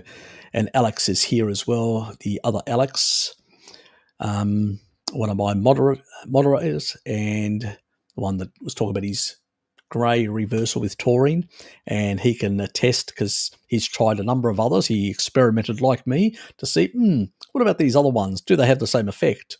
Tell them, Alex, what you the results that you got, just so they know the reason why I recommend this one and not some of the other stuff. Especially some of the other stuff is a lot of for the bodybuilders. They put all sorts of crap in there sometimes. This was done by a family that were interested in making good stuff for health issues which they had. Anyway, broccoli was invented initially 2,500 years ago exactly. The version in the shop is from a hybrid about 50 years ago exactly. That's right. Even the original one was much smaller and a bit different. Yeah, the modern day ones are very different. The Green Revolution hybridized. Yeah, very very good, Dom. That's exactly it. Another scrambled egg person. Yes, yes. Shouldn't you be doing something than being here, my dear? Many things, excessive thirst is a poor electrolyte balance. Thank you, Bert. People are listening. Very good. Look at the wild banana and carrot or apples. Not very appetizing. Nah, I actually tried a wild banana once. I spat it out. It was so gross. It really was, fibrous and full of seeds and all that. You got a bit of basically, it was, gross. I didn't like it at all. Didn't like it one iota. Now, wild apples, they are on. They're a bit, they tend to be tart and a bit more less. There's not much sweetness to them. They're a bit on the tart side, and I don't mind that tartiness. So I have tried wild apples, and yeah, but you can't survive on them. Not like their modern cousins that are full of sugar. Yes, very different. But then again, I sort of eat raw lemons like that, so so I don't mind tartiness. But really, our ancestors wouldn't have eaten them. Most people don't like tartiness, don't like things like that. They would have just thrown them away. It's the domestication that changed everything for most of these plants, made them edible in a sense, or appealing, to be more precise, to our palates. That was the difference.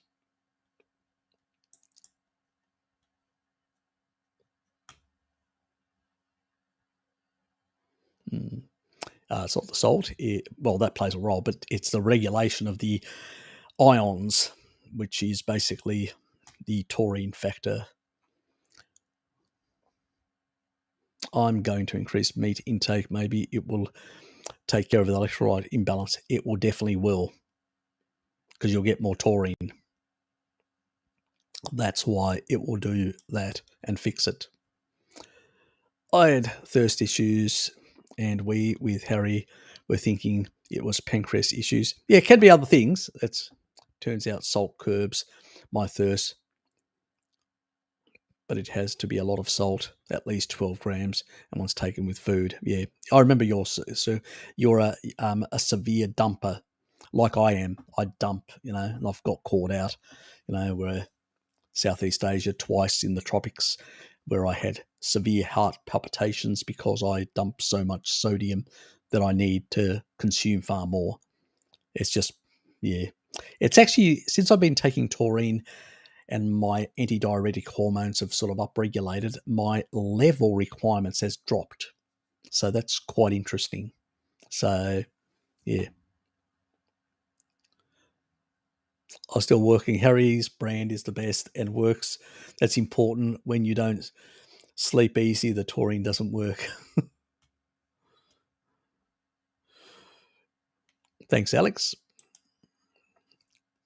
I knew he was around. I just had to prod him with overeating on animal foods. I mean, always eat as much as can't stop until my belly hurts for several hours afterwards. Okay. God, you got a meat addiction, Stefan? Interesting. That sure can't be healthy, but during eating, I don't think about later. Okay.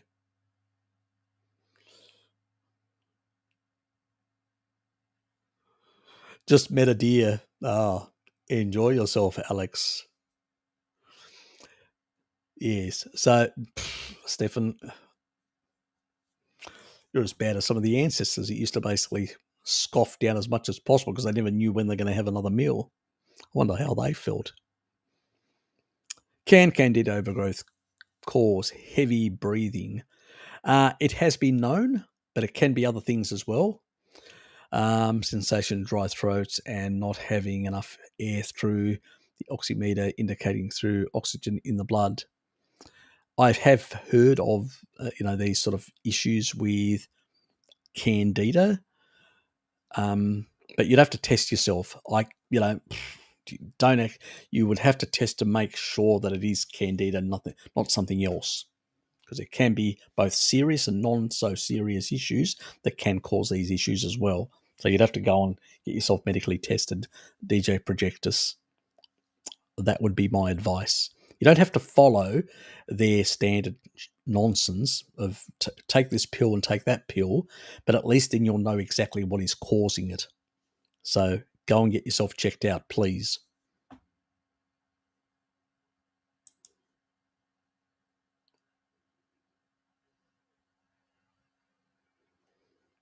Yep.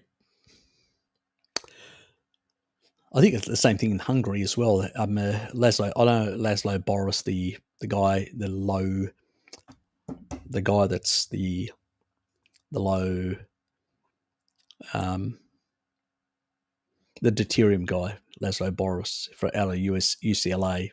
He's very much into that sort of stuff. Thank you, Dom. Appreciate it. Second coffee. Ah, yes.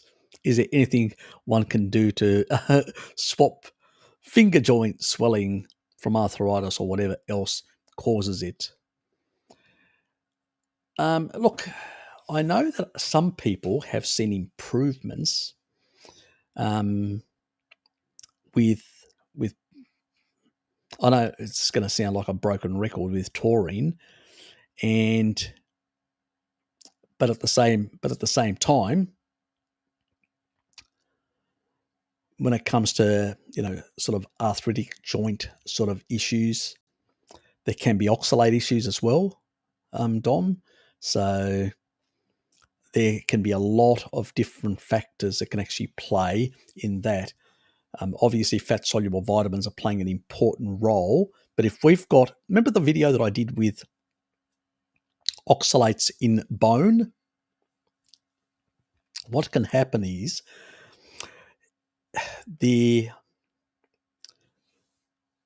joints are much more susceptible to oxalates. This is why another reason oxalates actually can cause joint pain and joint issues, and arthritic can make arthritic situations worse, where you get this constant rubbing at the joint, and you actually cause these microfractures. These microfractures can actually also, if there's oxalate around, they can actually get more oxalate inside, intensifying this friction sort of situation, and over time cause more damage. The most hardest thing is to get it out of bones in the back. That's I've never come up with. I'll never come up with. I don't think anybody really is going to come up with a solution. There's not enough blood perfusion in that area to sort of sort that sort of issue out. Yeah, it's very much, lectins are very much implicated in arthritic joint issues, but it's not really. It's that's if you've got permeability. But if you don't have permeability, the big one is oxalates, and especially if they've actually combined into the bone issue. So even if you do a strategy to reduce your oxalate levels in your like citric acid, all these sort of things, it doesn't mean it's going to unlodge those in the bone. It can take up to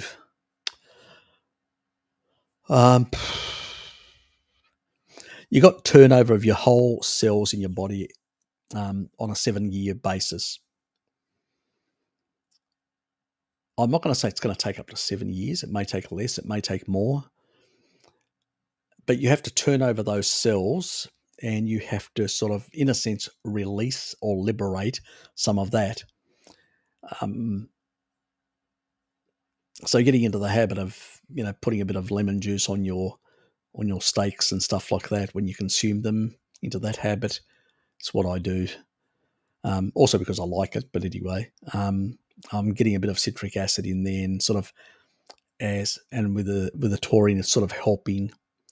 I used to have more joint problems. I don't, but I've been doing it for quite some time, all this sort of stuff, and it took a number of years before I saw any resolution and improvements. So I can't give you a definitive, if you do a species appropriate, you get your taurine, you get your citric acid a bit in there, but the taurine being the most important. In a number of years, a lot of this should start reducing in that regard. A number of people, I know that Hello Kitty, she had some like little things that used to come up on her hands. There's little bulging things that used to grow on her every winter, or I think it is every winter. I can't remember now. And once she got onto the taurine, it's all gone away, never come back, completely eliminated. So it seems to sort some of these things out. Other things that can help are things like niacin can help a bit. The fat-soluble vitamins definitely can, because they're involved in the regulation of the collagen, the MMPs, the matrix metalloproteinases. The sort of the arthritis issue is a difficult one, with oxalate being bound into the bone where the joints are. That's a difficult one. How do you resolve that, or how long does it take? I've known it. I didn't see. I had some of these joint issues, especially in one of my knees, quite a bit. Used to sort of annoy me quite a bit, and now that's gone. So it's resolved, but it did take nearly a decade. So I can only say, if you keep doing it, being on a species-appropriate diet with the stuff that you're doing, you will eventually get resolution, but it won't be like a quick fix. I don't know of any quick fix, unfortunately. And we're going to be different. I'm going to be different. You're going to be different. Somebody older is going to be slightly different. In a worse place, it may take them longer. And depending on what they're still putting down their throat is another issue. So there's a lot of variables there to sort of tease out. But yeah, it's a modern day disease, unfortunately. Arthritis. It's not, Also, vitamin D status seems to play an important role in some of these autoimmune features in that regard. But if you've got some oxalate also driving it in the bones, vitamin D isn't going to sort it. It's going to be sulfur amino acids going to play a bigger role. Unless you've actually scanned it, you've actually seen exactly what is there. Have you done a hand scan to see, whether there's any oxalate crystals in the bones? So you need to do that to find out. You may find that you've got oxalate crystals. At least you'll know what is actually driving it. Is it an autoimmune type thing, or is it basically oxalate? Because it could be either. That's the problem. There are a lot of people that think the doctors think it's autoimmune. They give them certain medications to suppress those autoimmune things, that rather than resolving them through a species-appropriate diet, vitamin D, and all the other stuff. And it doesn't. They get nothing. It just continues as it is, because they've missed the oxalate part, in the bones, in the joints, and stuff like that. So yeah, unless you scan the hand, so to speak, you won't know. So at least then you'll know. So if you scan the hand and you find no oxalate crystals whatsoever, then I'd be looking at my vitamin D status very seriously, and a few other things that you may be doing that may be causing some issues. So just keep that in mind.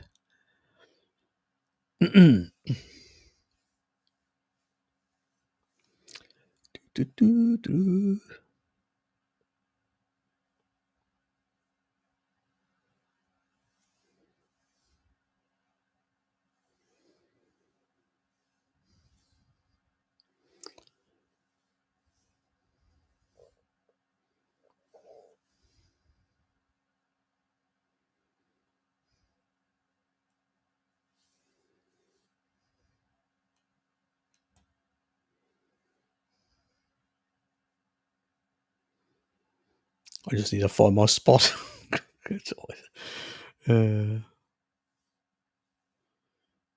Oops.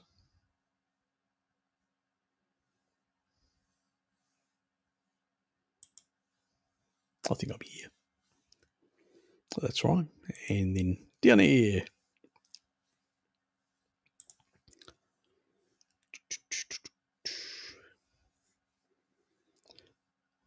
Okay. Pretty good price for a kilo. Damn. That's what I need. $3 price for a kilo. God, $10, 3 kilos. I can pick myself out for a whole week. Absolutely fantastic. Does it? Finding supplementing with lysine keeps it. Yeah. Lysine will definitely do that. So okay. Yeah, some people with can generate with L-citrulline a bit extra nitric oxide. It's the extra nitric oxide that can have an effect in. It's rare. It's not, because usually if you've got a good vitamin D status, herpes simplex will be suppressed with calcium, which is directed by the actual through these enzymes by the vitamin D, which is the key cofactor in those enzymes that sort of suppress it. But it has been known for nitric oxide to basically, if you're actually increasing I'd go on a lower dose of citrulline, because you may be basically, some people actually seem to take in the L-citrulline and will convert it to arginine and then nitric oxide, and some people seem to be much slower converters. It's a varied amount. Yeah. So MSM is important with the Dom. You're welcome, mate. With the keratin, and it seems to, with some of that, a lot of connective tissue can be a bit more useful than taurine, anecdotally that is. So I'd give it a try, but you need to get the hand scanned to really determine exactly what's the driver. Is it oxalate crystals, or is it some sort of autoimmune issue? You really need to know exactly, pin it down what it is. And then it could be due to some dysregulation of the immune system due to poor vitamin D status and stuff like that.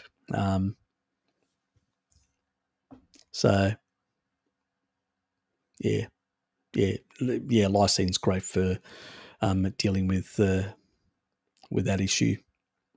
But nitric oxide, I have seen research talking about some of these sort of outbreaks, but it's not some people actually, even nitric oxide, I don't know why, got no idea.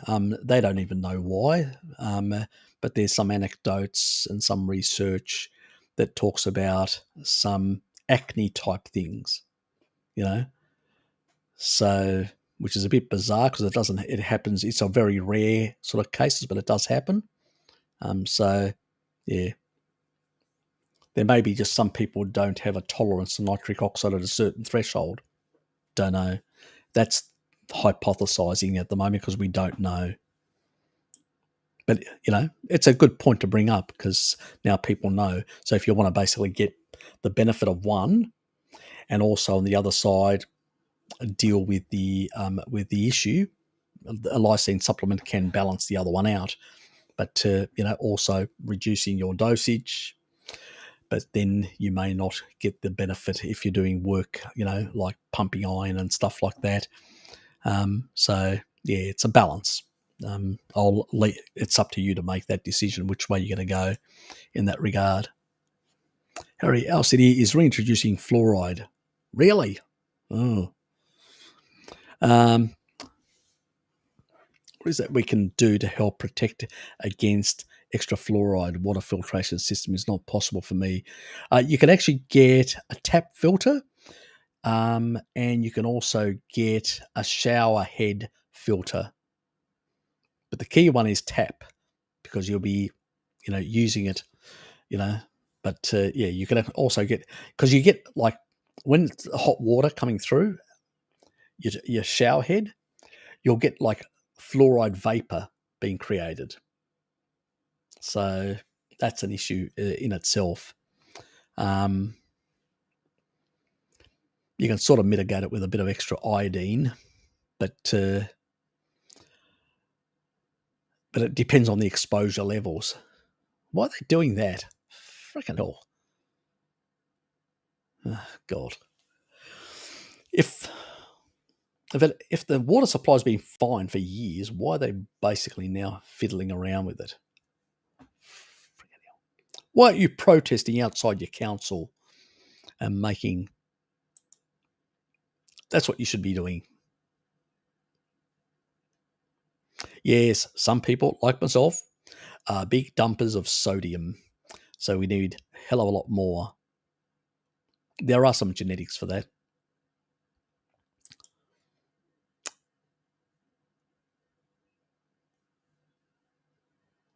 And in Hungary as well. I know.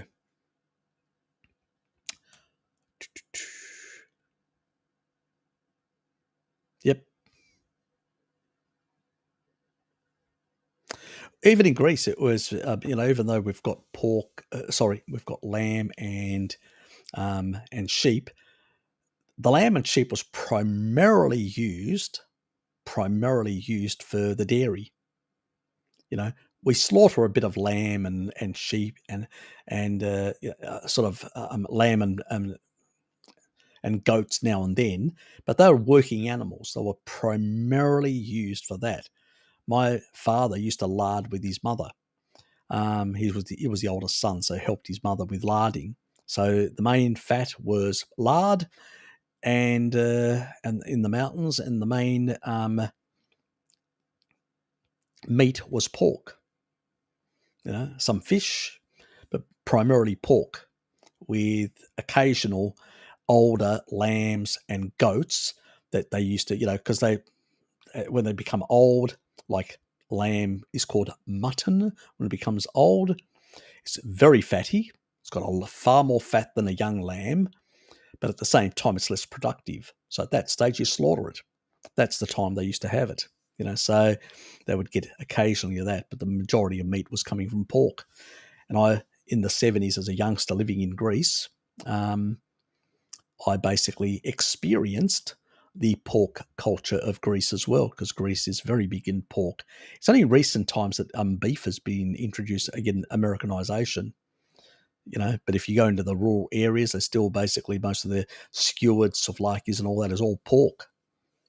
So as I said, Okinawans, Sardinians, Icarians, these are pastoral people, but they also consumed quite a lot of lard and pork. In Sardinia, in the mountain areas, never used olive oil, just lard. These are the longevity populations, and everybody bags pork. It's just ridiculous. Absolutely ridiculous. Yes, they should be more concerned about all the other garbage that they're putting down their throat, the carbohydrate garbage, rather than having a go at little piggy. Piggy's great. Stop bagging piggy.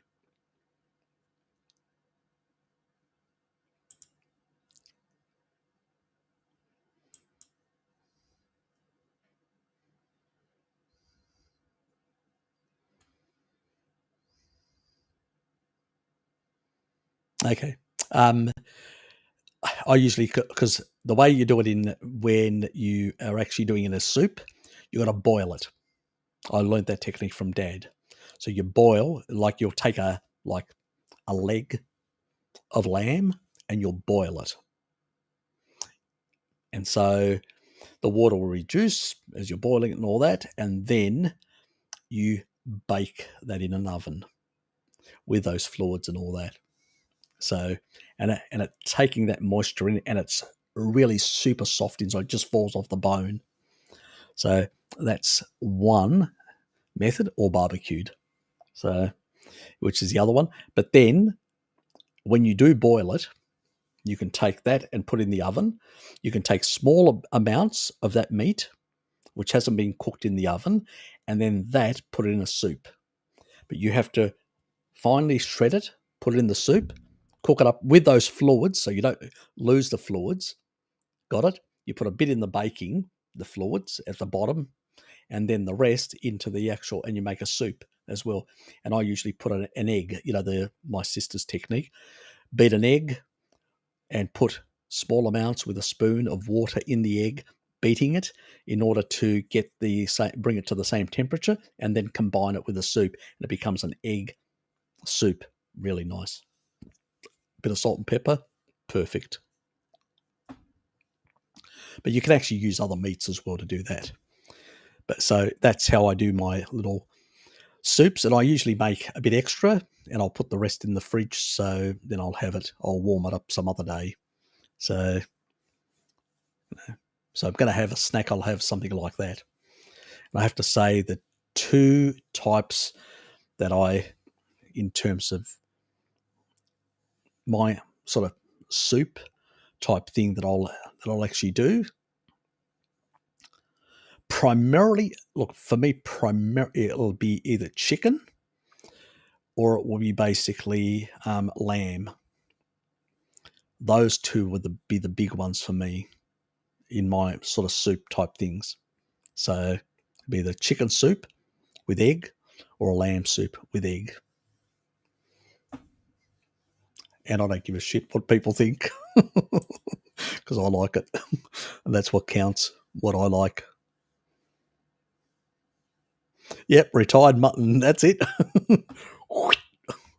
Put it down and slit its throat. Let it bleed. Done that plenty of times as a youngster. Harry, have you been carnivore 4 years? No. I have. Harry, I've been 4 years. No, I have. And no, I've experienced varying levels of optimal ceiling, having as much detrimental. I have up to 4 or 6 grams.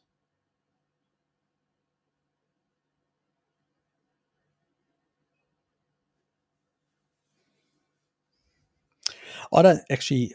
I think that you're listening to your body will know. Now I know that sand people of the Kalahari were consuming more than 4 grams sometimes per day. They are doing it over multiple generations. And Cordain actually measured their intake of protein. So what can I say? There's been a number of other, and people can cope with, depends on their physical, as I said earlier, depends on all those things, Demetrius, so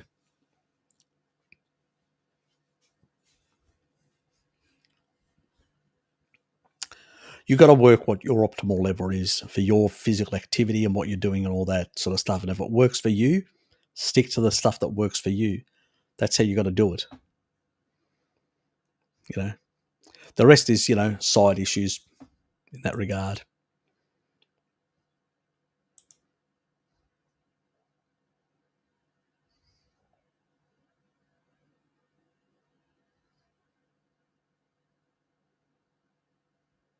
No, none of that is true. None of that is true. Because basically gluconeogenesis is demand driven, not supply driven. So that doesn't happen. It can happen if you use, for instance, like if you take a supplemental alanine, which is a gluconeogenic amino acid, yes, that can definitely, if you take too much, can actually definitely do that. if you take actual supplements as well, where their influx into the amino pool is very large and they overwhelm the pathways, that means they exceed the amount in the amino pool that should be there, then what happens is some of that will be shuttled off and basically converted to glucose, to be stored in as glycogen. And any excess, again, could be converted to sugar, to fructose, or and then to fat. So that can happen via the polyo pathway.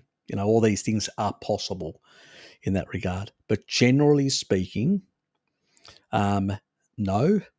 And I've got a video on my thing where research that shows very high protein levels, and it doesn't happen. It does not get converted. The only time it will get converted is if you have very little intake of fats and very low fat stores on your own body. So if you're super lean, you've got very little fat stores, and you're not taking in enough fat energy, then yes, then protein can be utilized for the purposes of energy. But only under those circumstances. That's what happens to vegans when they emaciate themselves on a fruitarian diet, and then they start breaking down muscle and turning it into into energy. But that doesn't happen for somebody on a species appropriate diet getting enough fat and having good fat, sufficient fat stores in that regard. It doesn't work like that. Insulin does not actually increase. That's actually that's false. You can't get an increase in insulin because you need gluconeogenesis. For gluconeogenesis, you need glucagon. If insulin goes too high, it blocks glucagon, and that means you can't produce glucose. So that negates that ability. So the only way you can is when glucagon is high, only then. And that is balanced by insulin. When you take a lot of aminos, you will get a spike in insulin, but it will come down very quickly. So that's due to leucine driving muscle protein synthesis. I've done actually a video on leucine. All you have to do is look at leucine, and you'll actually see that it doesn't last for a very long time. It's a very short period of time, and then insulin levels come down to closer to baseline as the signaling for muscle protein synthesis is activated, and you don't get an overexpression, because where mTOR goes, so does insulin and IGF-1. IGF-1 and insulin were always linked together.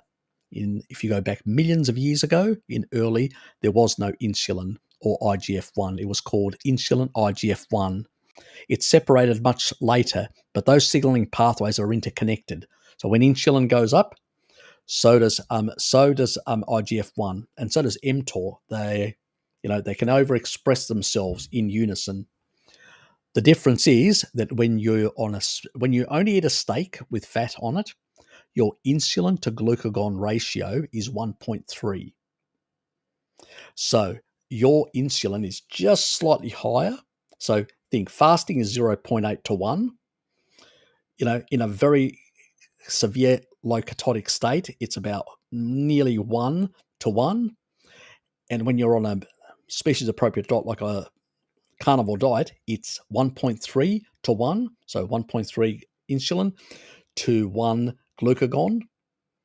So there's enough glucagon there to create gluconeogenesis for demand-driven, but also your insulin levels are not going to rise as long as glucagon is there, keeping insulin under control.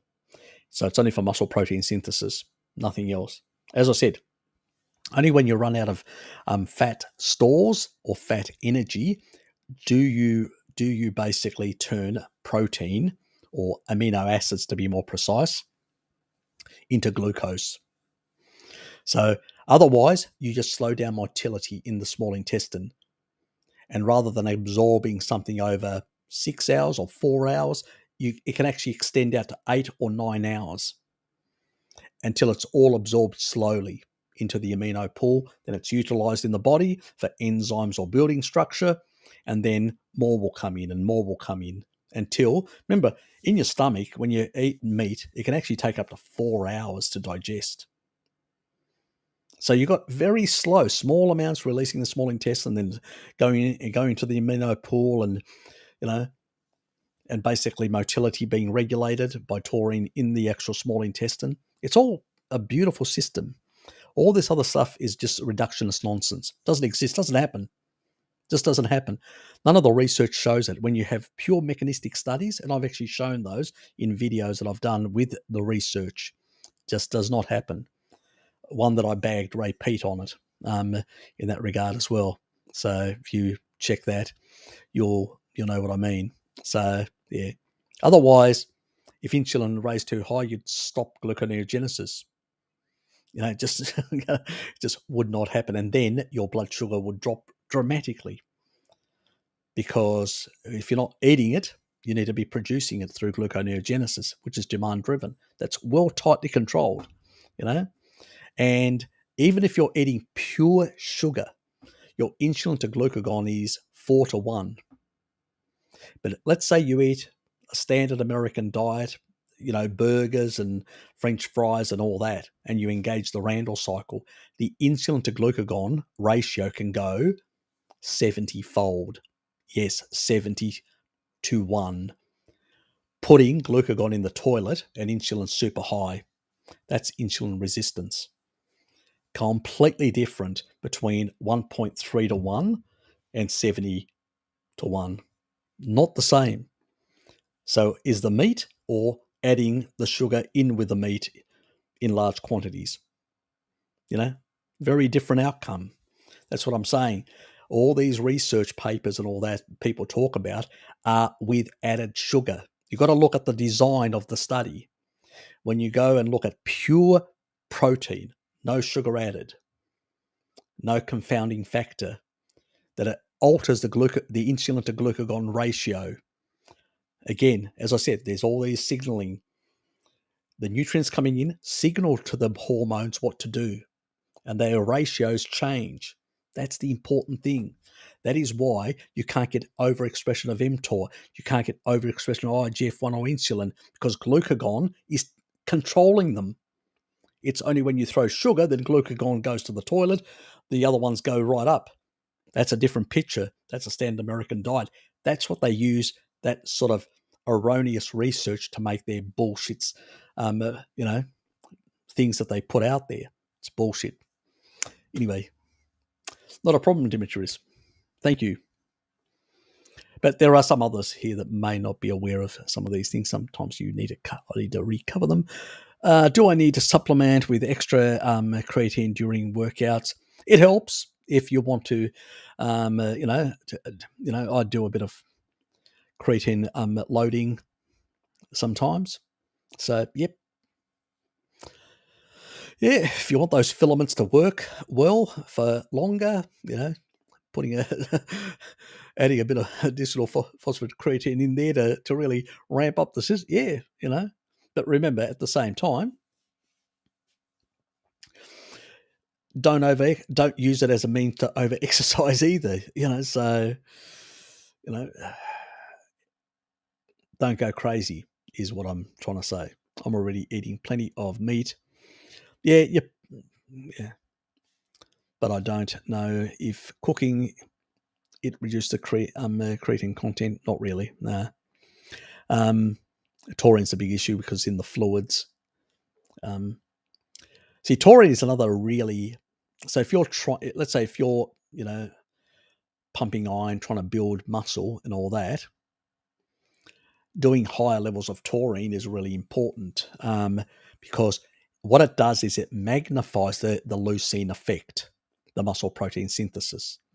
So what it does is it inhibits myostatin. Myostatin prevents you from building muscle.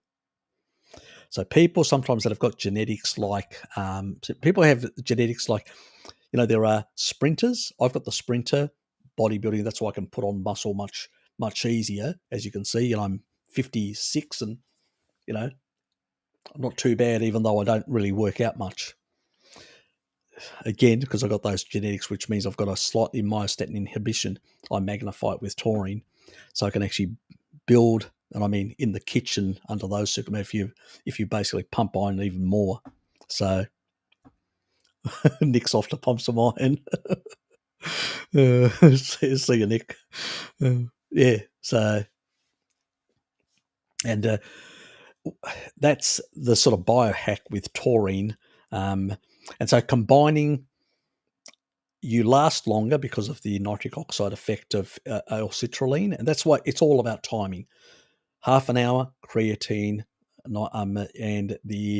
also this is before training, and also the L-citrulline, and about, depending on your age, if you're young, 45 minutes, 60 minutes if you're middle aged, and if you're older, 90 minutes of when you put the taurine in before you train. 2 grams to perfuse throughout your body to basically have that myostatin inhibition, to basically magnify the effect of when you then throw in the leucine after that, within that, you start eating after your training and all that, and you get the leucine in, it seems to magnify all this effect because you've already brought down your myostatin. And then when you're rebuilding with the food, it actually will magnify the muscle protein synthesis effect. And that's why that sort of timing is critical. And within the first, I usually try and get people to get some leucine in at about 60 minutes. I know some people say up to 90 minutes. I prefer getting a bit. So, and that means trying to get some of that meat in. That's sometimes not practical because somebody may live further away from their gym by the time they get home to eat a lot of meat and stuff like that. So there's a lot of those factors. I understand lifestyle factors, so yeah. Anyway,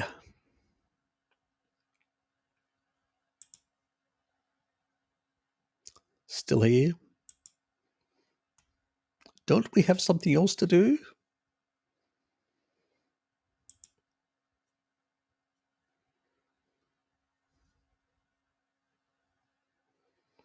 Well, if you're pumping iron and doing a lot of things like that, you're probably tearing down far more than you probably need. That if your body desires it. I don't know how big you are and what size you are and a lot of other factors, so I can't really I'd need more details.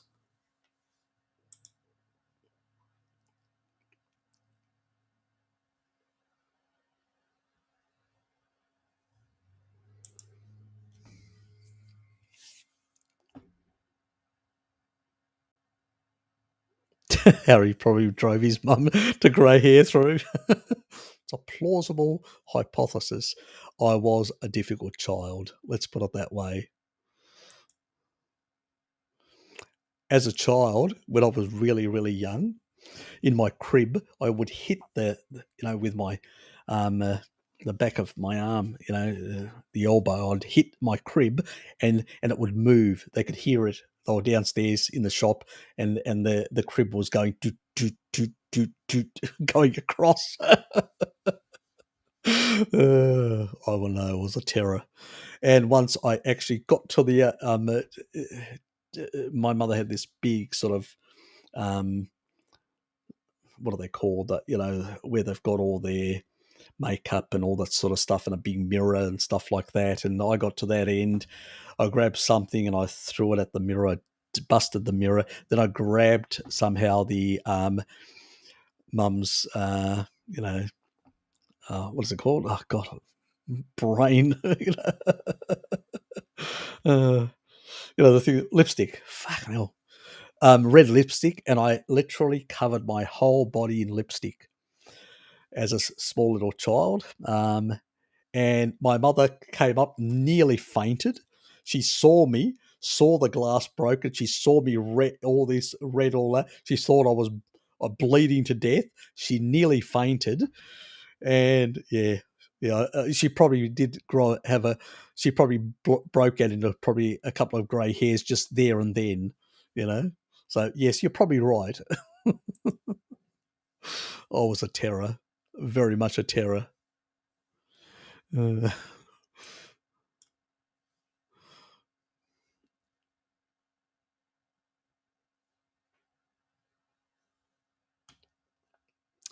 yep, you're probably not big enough to take that extra protein, so stick to that lower amount. I don't know what size you are, how tall you are, how big you are, and what your physical activity is. So that you need to gauge that, and you need to also get enough energy, as Christina. Yes, you definitely need the energy. Especially if you're leaned out, you definitely need the energy.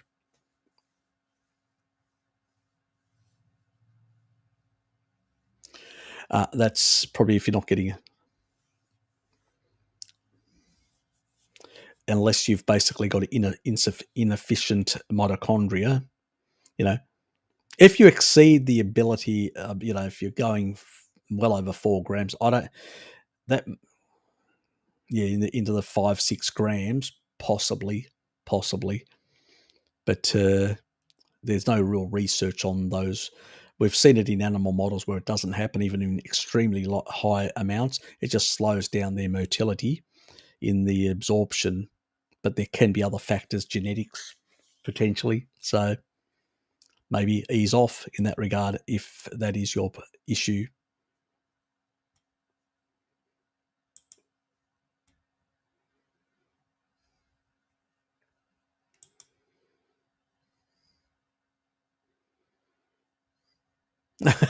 one hair back, get chemo. Doesn't work on beard straw. I think it's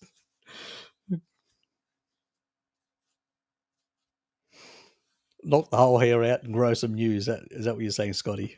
Oh, God.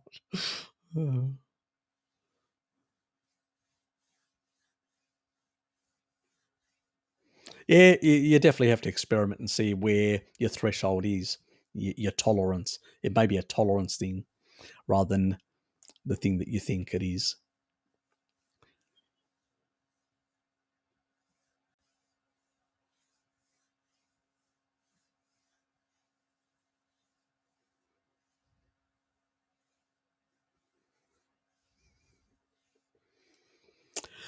Yeah, look,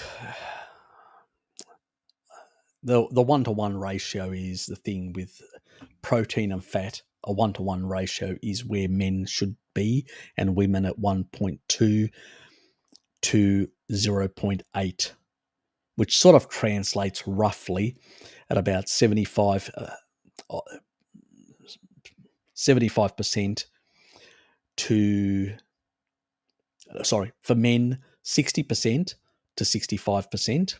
So to 70%. So 30% protein to 40% protein, and the energy 60-70.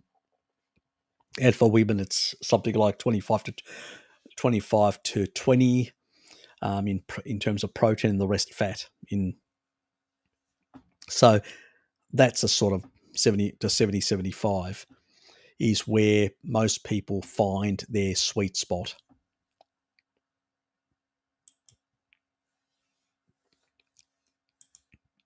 One other thing, always target your optimal weight. So if you basically work out what that is, how much energy do you need, how much protein to maintain that mass, and that's what you target. And if you eat consistently like that, you'll get to that level and you'll stay at that level. So that's the way of ultimately focusing.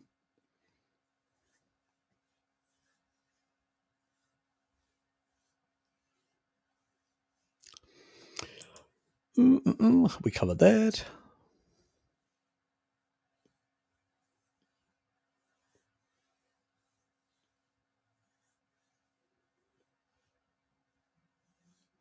You probably weren't getting enough fat. You're getting far too much protein.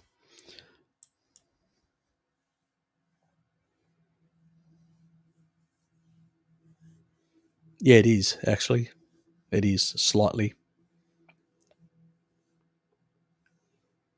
But it's much higher in thiamine very high in thiamine and very high in niacin. And both thiamine and niacin are very important for for energy production. So that also can be an issue where people consume far too much beef, they don't get enough pork, and due to a whole lot of other things, indiscretions like alcohol and other things, they can actually lower their thiamine and niacin levels, and that can have an effect on their energy as well, and affect their, in rare cases, depending on what their situation, the mitochondria are, could upregulate some glycolytic pathways. So there's always going to be variations amongst people for a whole lot of reasons. So do keep those little things in mind as well. Anyway, my grey hair disappeared after, yes, exactly, colouring in. Yes.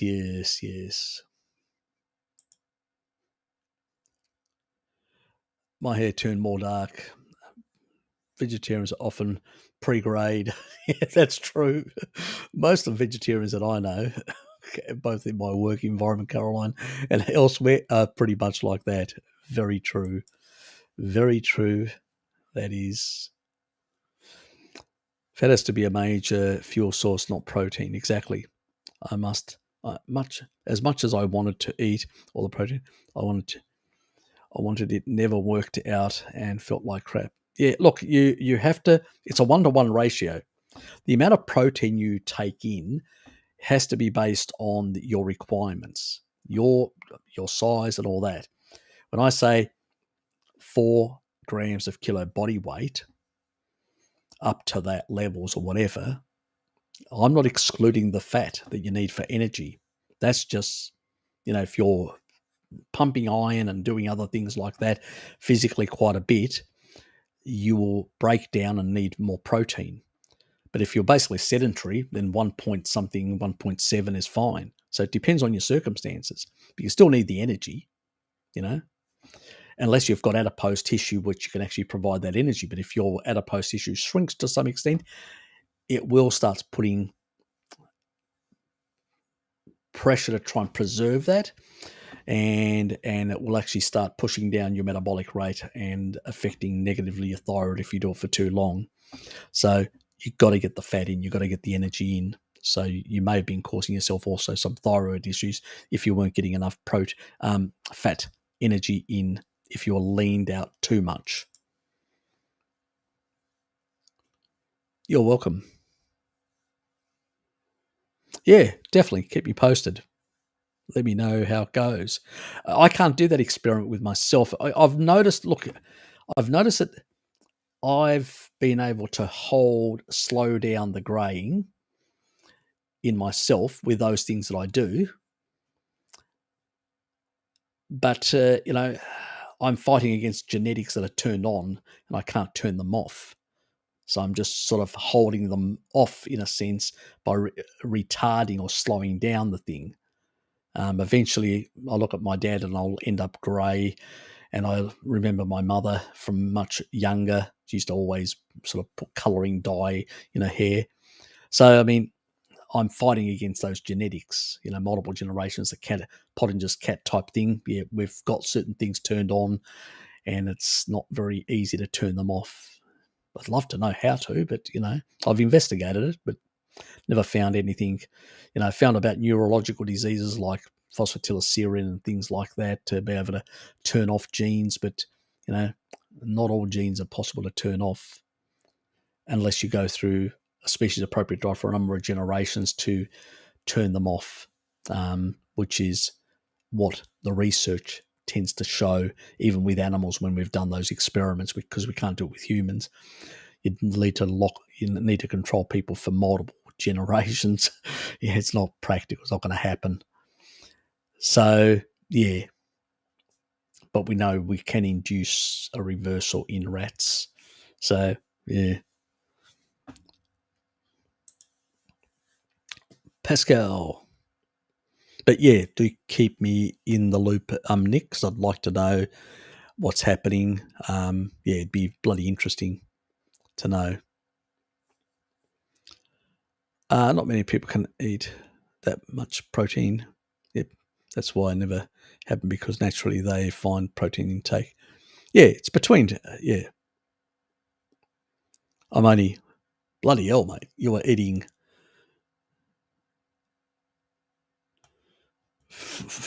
God.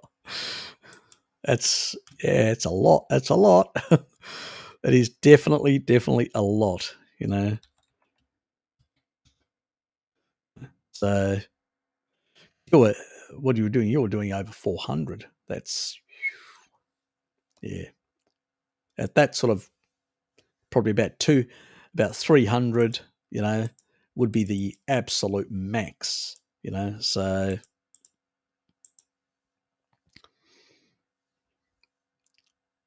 yeah, it would be pretty much, which is about 1.2 kilos. So that would be really your max, 1.2 kilos, which is 2.6 pounds, you know. But you are doing way beyond that, you know, 2 plus. So, you know, 2.1, let's say, as an example, divide that by 1.2 for your weight, that's like 75% more than the maximum that a sand per, you know, like the Samburu people in the Kalahari. So you were really doing much higher. So no, not that high. It is way high, you know. So, and especially if you're not getting enough fat as well, can definitely be an issue. I don't know how you managed. God, I struggle to get less than a kilo in. Absolutely struggle. So, fuck, you got an appetite? And if I eat a couple of eggs, that blunts my capacity to eat meat really badly. So, and the other reason, I can actually do more meat if I do my eggs fried. Boiled, forget it. They have to be fried, and I do prefer them like that, in frying them in butter. So, yep, I do. I do. That's, you know, you notice at night how late at night the monitor, the screen, the background on the screen all it goes very dark into a very hot, strong red. The monitors are Philips, and they actually got built-in blue blocking, which, well, they're not 100%, but they reduce quite a bit the blue light, and the screens, and because it affects my system. It all goes basically reddish behind. You've probably noticed in some my videos later at night how they go red behind when I've actually done like recordings of something and it's like red picturing. You go, why is it so red? Well, that's because all the screens and everything has gone in that direction. Yes, yes, and it has helped with my sleep. I seem to be a bit more sensitive to blue light than other people. And so that's why glasses, I used to have insomnia, couldn't sleep very well, used to get up and pee at night, all sorts of things. The lights that I've put in that are low, you know, sort of orangey, and the other one's red, and the bedroom red, the bathroom red. Yes, red light district. But yeah, it's done the trick, and I really get good sleep.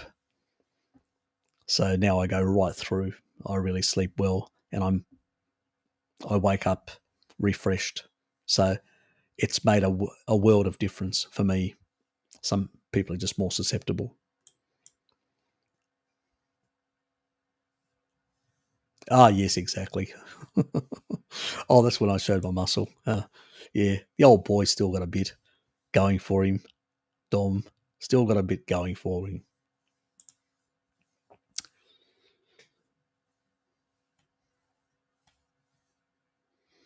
Oops, oops, oops.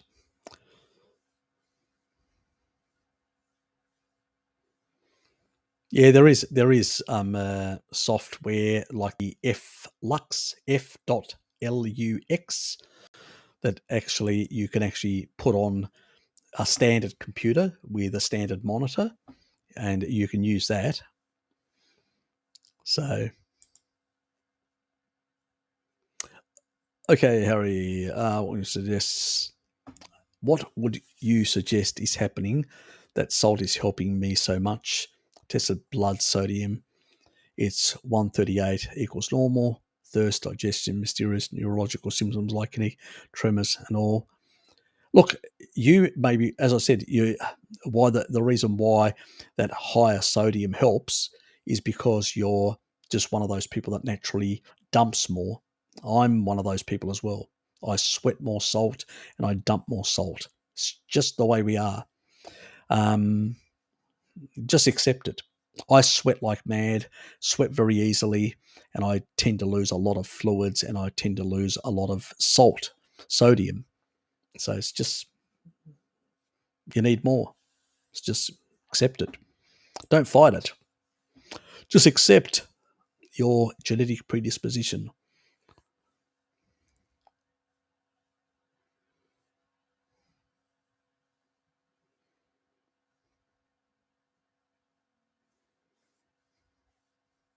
Yep, exactly. And it will. Because basically, also for the electron chain inside the mitochondria, you need a certain level of sodium as well. It's an important ion in the production of energy. You don't need a lot, but you need a certain amount. But when you dump, because you're an extreme dumper, and remember, when you dump sodium, what does the body do? The body will take from the cell the sodium, deny your mitochondria. That means brain fog, all this, because you don't have enough energy, neurological symptoms and all that, tremors and whatever, because it has to prioritize the bloodstream. The sodium in the bloodstream must be protected for the heart and brain, in particular the heart, to function, the electrical stuff in the heart. You don't get enough sodium, your heart stops, you're dead. So what's important? Your neurological state of mind, your digestion and all this sort of stuff, not feeling that great, or your heart stopping. It's going to prioritize your heart. You are one of those people like me that need more sodium. Just accept it. It's your genetics. Don't fight your genetics. Accept it. You'll know if you've actually had too much. Sometimes in winter, when I've had too much, I eat something, goes, oh, this seems a bit on the saltier side, and I'll ease off for a couple of days.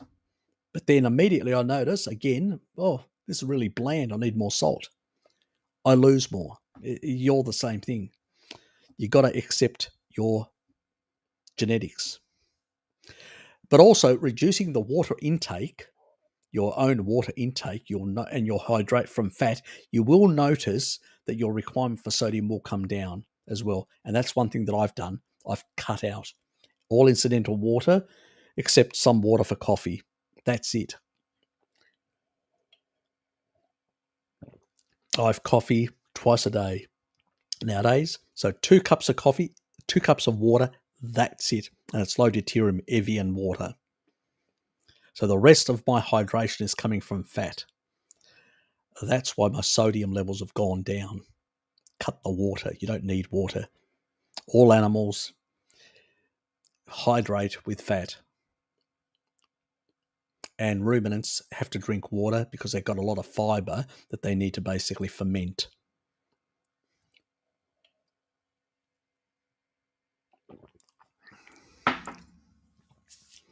But you don't see other animals really doing the water thing. Nope.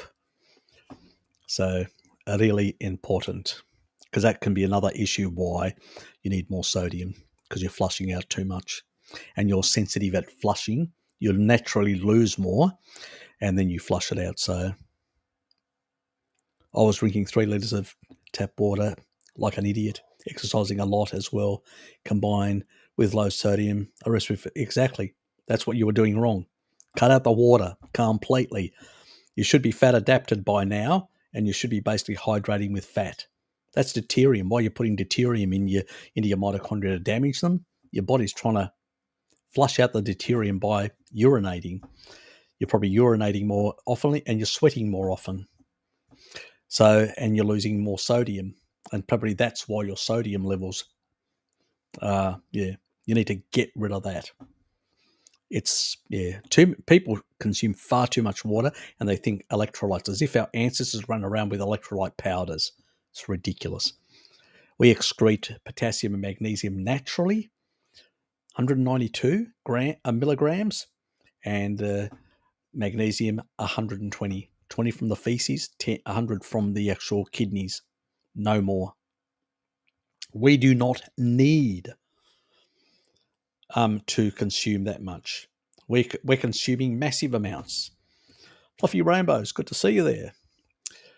Yes, and James. So we are getting more than enough. So yeah, it's really important. We hydrate with fat. We don't need water. As Laszlo Boris, the deuterium man researcher, the Hungarian researcher, Hungarian American at the UCLA, pretty much says it as it is. I hydrate with lard, with pork. I eat pork. He loves raw pork, actually, and he eats raw bacon. He actually loves smoked raw bacon like me. Yes. So,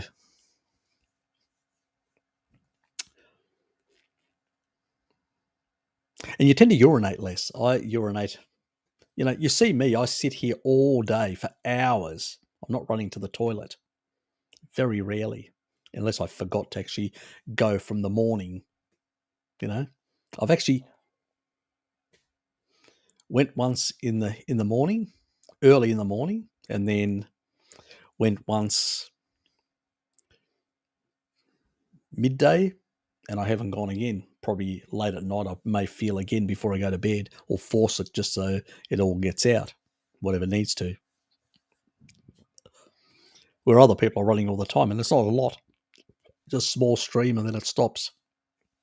I don't actually have, I used to go to the toilet all the time. I'm pissing.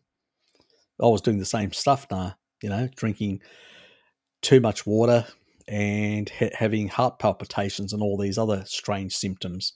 I did the same shit, mate. Believe me, I did the same shit in low carb world, and I struggled. I used to electrolyte powders and all this sort of stuff until I found taurine, until I found out about all the sort of the regulation of water, the deuterium side and all that, and realised what a fucking idiot I said to myself as well. So don't knock yourself off. We've all been there. We've all been idiots at one point. Believe me, mate. Anyway, we're here to help. That's what we're here to use. Especially Roy. He's a good bloke. Yes. Bit of competition between Harry and Roy. But yes, exactly. Yes. It does. It does. Yeah, the only thing is, if you do play around with the actual settings, I sometimes find it hard to reset it where it was. I had to uninstall it, reinstall to go back to the defaults before I could play around with it. So it's not as or take down. Remember exactly what it was set. Oh yeah, project.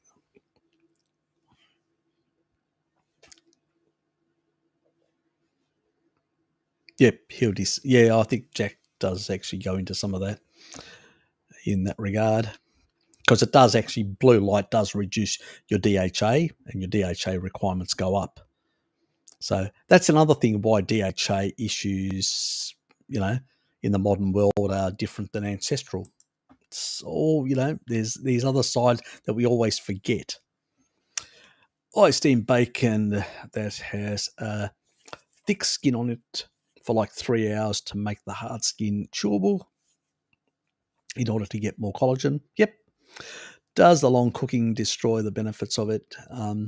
Is the collagen still intact? Yep. Not a problem. Remember, even in terms of you're only steaming it, even cooking it for 3 hours, just cooking it, it becomes very crispy in 3 hours. Even cooking it, basically, trace elements. Remember that research? The PUFA research? Trace elements. Nothing to worry about. So,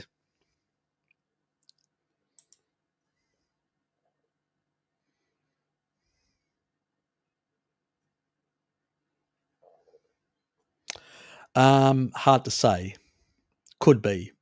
Has been for some people, you know.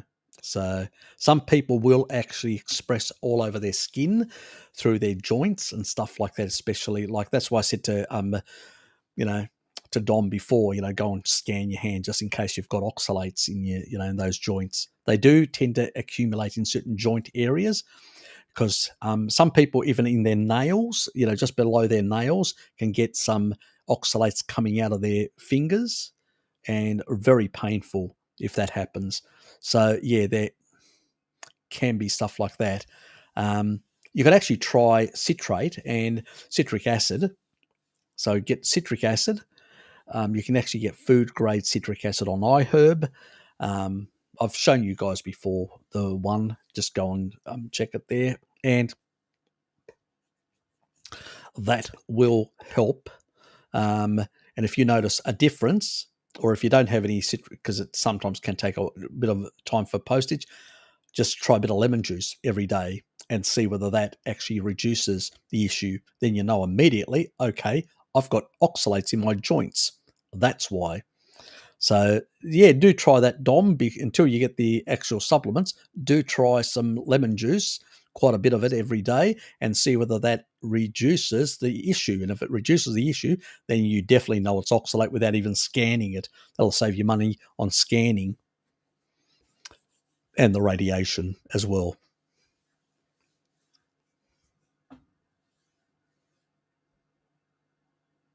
Oops. Oh, damn. Still walking, Harry. Yes. Oh, that's the taurine thing. That's how far behind I am. I just realised. Yes. It's the Harry moment. Yes. He's controlling me. I have pure taurine from gums bean. Never tried it. Don't know. Can't tell you. I'm not going to basically.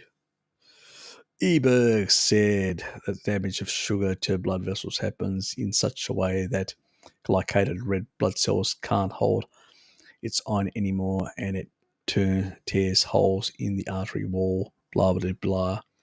Look, iron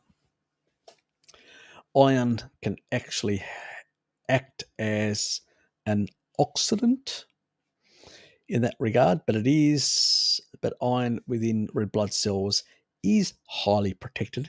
It's usually the outside that is glycated, the outside surface of the red blood cells, not the inside. So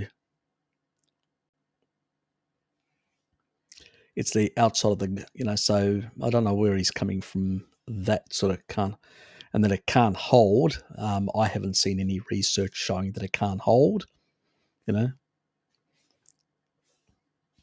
So usually derangements in iron metabolism is that iron is either stored or transported. If it's not transported and it's not stored and it's in free form in the bloodstream, that's when it becomes a problem. But that's for other reasons, that's other derangements and all that. Inappropriate diets obviously play a role in that as well.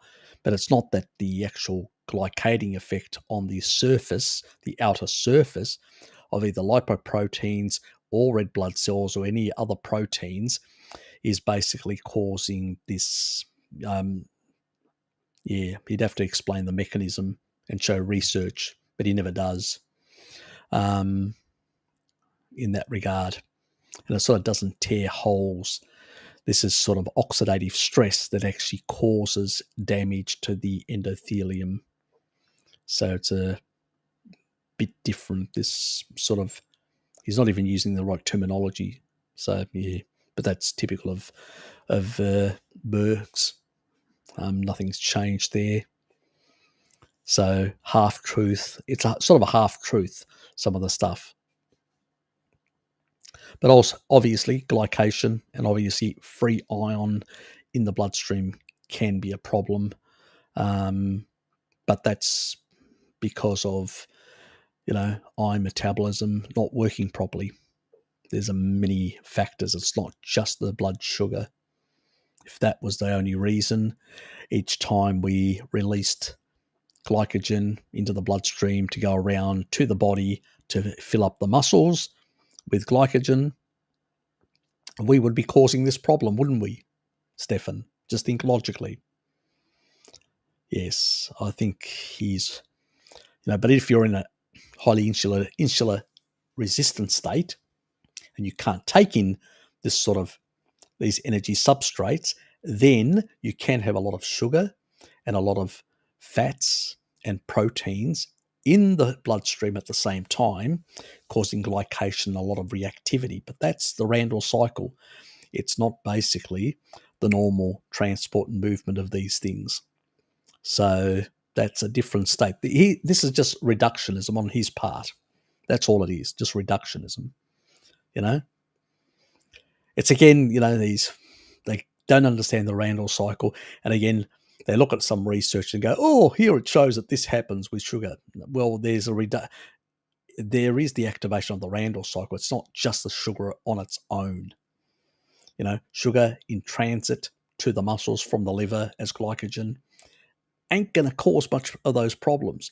But sugar, high resident time with fat, high resident time with protein, high resident time because of the engagement of the Randall cycle, that's a different state of affairs altogether. That's a deranged system. Yes. Again, reductionism from Eric Bergs. Doesn't surprise me. Shock horror. Anyway.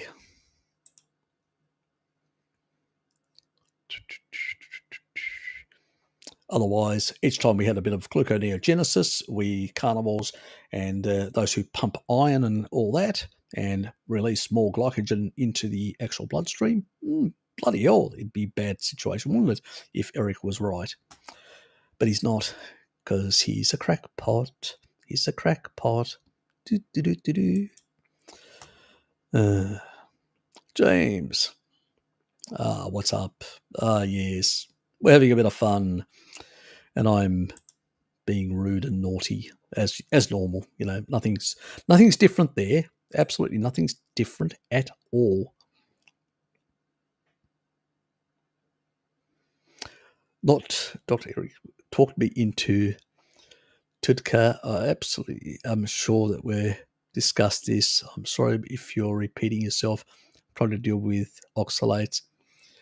New meat-based protocol, thanks. New to meat-based protocol, thanks. Okay, fair enough. ABK, you are new. I haven't noticed you before. Just check out some of my videos. I cover a lot of different aspects in a lot of this sort of stuff. And there's one on oxalates as well. There's a couple of things, and just check them out. Citric acid, very important. Taurine, very important. MSM sulfur, very important to utilize in these difficult times with oxalate dumping. Not an easy thing. Sometimes some people say cycle a bit, adding a few oxalate type foods to stop it, slow it down. And depends on the sort of dumping you're doing as well, can vary. So, yeah. G'day, Shelley. So keep that in mind. Leave me a comment if you want after with some details, and I'll get back to you with specific points and all that. If you want, I can write a really much more detailed thing. John, how are you, mate? How are you? Would you recommend zinc for prostate? No, you're eating enough meat, aren't you? You should be getting enough zinc. You don't need. The old water pressure isn't what it once was. You don't need zinc, The thing that regulates the growth of the matrix metalloproteinases that regulate some of the derangements in morphology within the prostate are fat-soluble vitamin dependent, primarily vitamin D and secondarily retinol. But retinol should be getting enough from your diet. You don't need a supplement. If you're eating eggs and steak and eggs, you'll be fine in that regard. You should get enough zinc as well. but you may be suboptimal on your vitamin D, and you may have to push your vitamin D levels up to therapeutic levels, 80 nanograms per milliliter, and also, or 200 millimoles per liter. So, and the reason for that is because you need to basically upregulate those and regulate those specific enzymes that are involved in cell proliferation inside the prostate. Inside the breast tissue for women and inside the prostate for men, the vitamin D plays a key role in regulating cell proliferation. Retinol plays a secondary role. It's primarily in those two tissues. It's vitamin D. Unfortunately, most people don't work outdoors anymore, and their vitamin D status is in the toilet. And they may have some, even if they're supplementing, in some case, they may have some malabsorption issues and not being getting enough. I know that Richard in Kiwi land, he was taking high doses, and he's it's not as if it was going. He's lean, he's skinny, he's like a rake, so it doesn't have a lot of fat cell on him, and he wasn't absorbing sufficient, vitamin D. So obviously he's on taurine and a few other things to improve bile, because bile plays a big role in absorption, plays a big role in the fat emulsification, but also in that sort of fat, because all those fat soluble vitamins at the bottom of your small intestine, the majority as fat, bile gets recycled, plus the actual fat soluble vitamins do get absorbed at that level, and it is critical to have good bile to be able to do that. So taurine is critical for that. That's why mummy's milk is so high in it, more than any other animal in the world. So yes, mummy knows best. Remember that. And so that is a key, vitamin D is a key regulator of the prostate cell proliferation differentiation of cells. So if you maintain good vitamin D status for long enough, and it seems also minoquinone 4, you don't need high, if you're eating a bit of dairy and all that, you'll get enough minoquinone 4. You can take a low dose, like 100 micrograms. I do not recommend higher amount unless you're doing a specific protocol to decalcify, and then you have to do it in a specific way when the cardiovascular and all that. My method, which I need to do the video, which I haven't. But anyway, most people come to me with their heart conditions and I tell them exactly what to do. But most other people do not need to supplement those high doses because they can lower their calcium too low if they don't know what they're doing, and then cause themselves some heart issues, palpitations or whatever, derangements in calcium metabolism. But that's another issue altogether.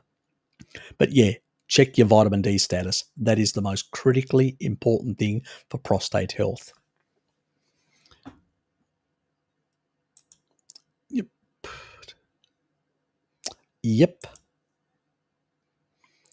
I think you're welcome, mate.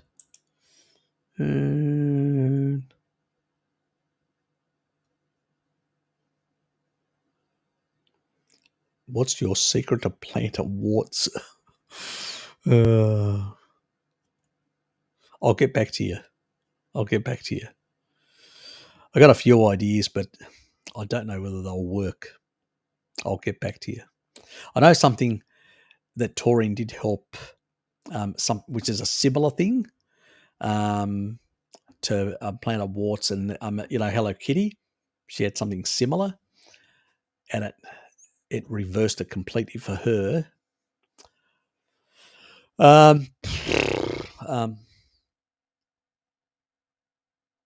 You could try it.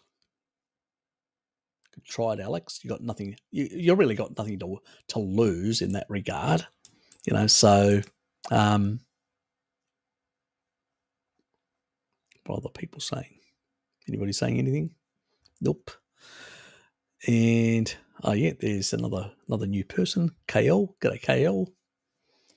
And Kira hi as well. Oggie's there as well. And yes, that's everybody new.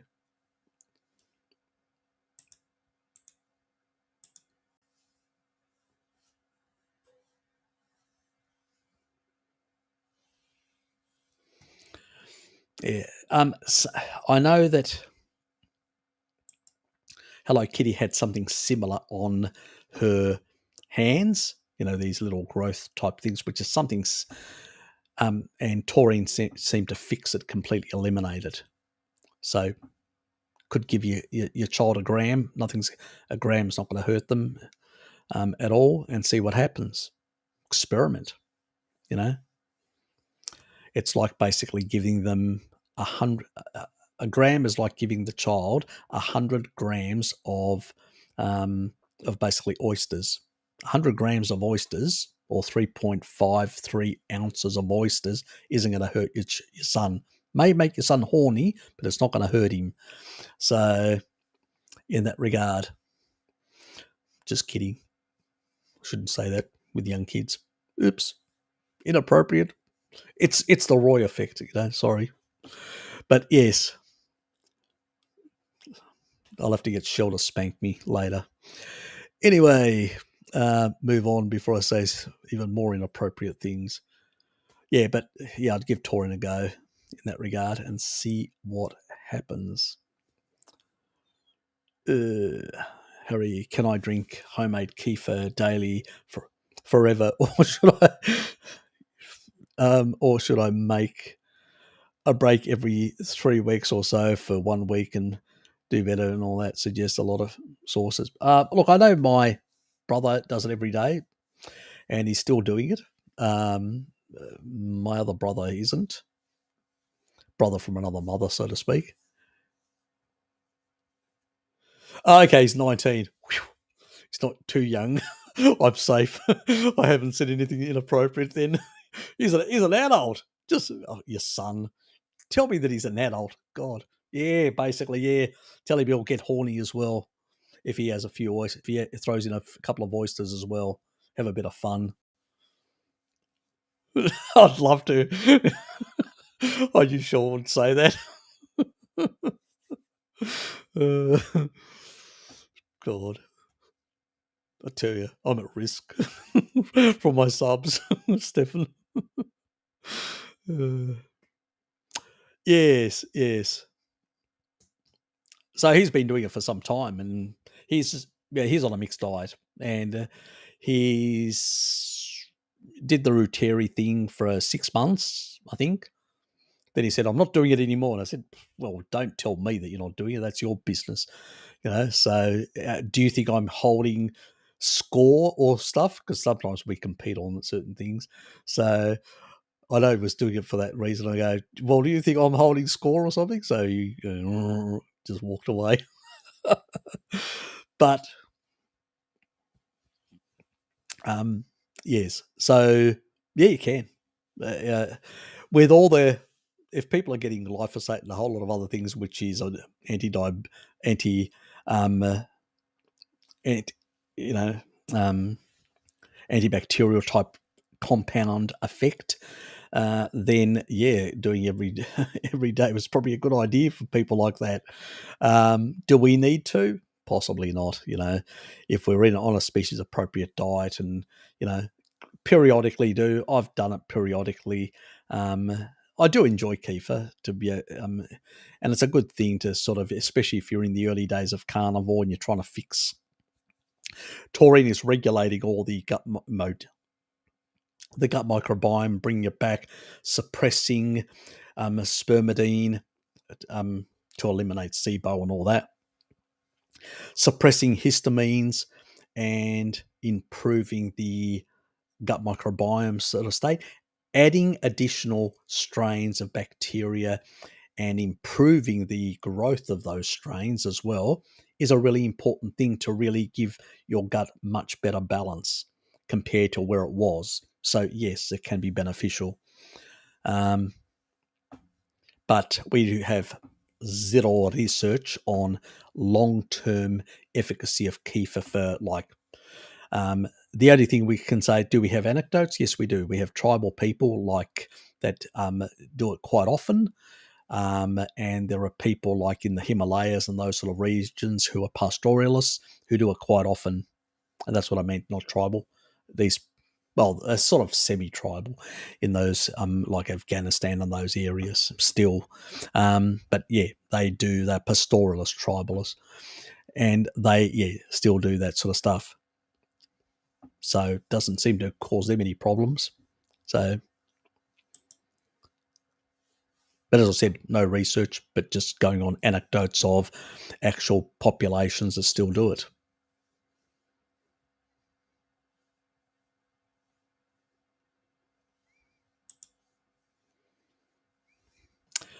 Good to see you. I did mention you earlier, but yes, just to say hello again.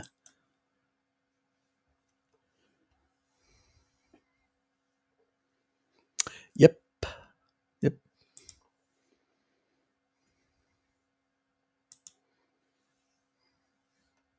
And Nick abandoned us because he's gone to pump iron, which is fantastic.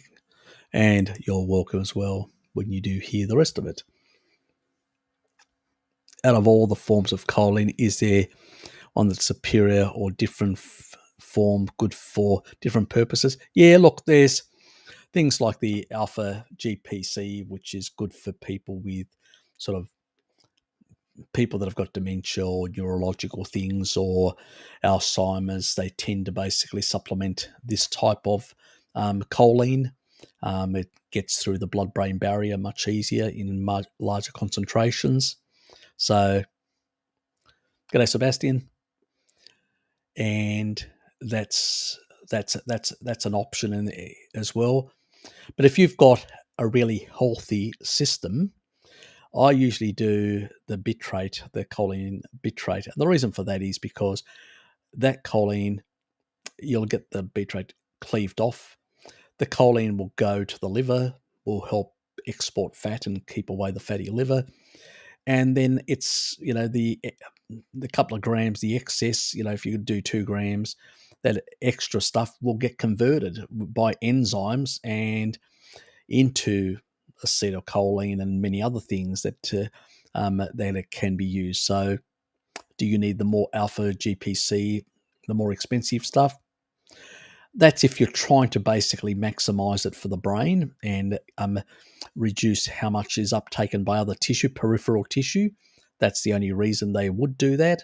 But at the end of the day, if you're actually consuming real choline in food, you're going to get the base choline and then the body will convert it and all that. So, but as a supplement, if people have got actual active dementia, active Alzheimer's, or some neurological things, it may be a good idea for alpha GPC.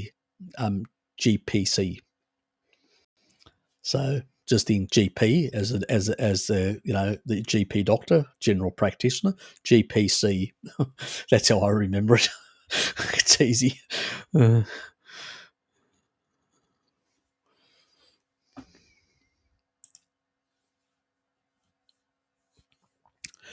And just there is an old video of mine that actually covers the choline exporting fat out of the liver and being one of the key nutrients for reducing fatty liver.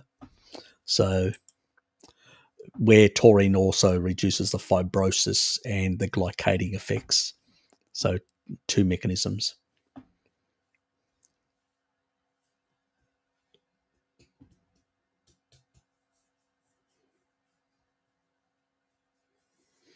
Depends. Depends on the cuts of meat. It can actually have anything from, um,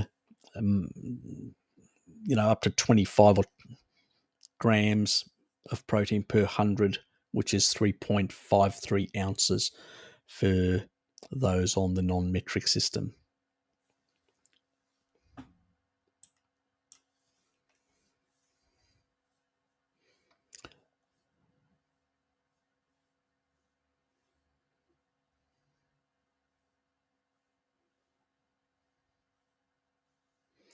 Yep.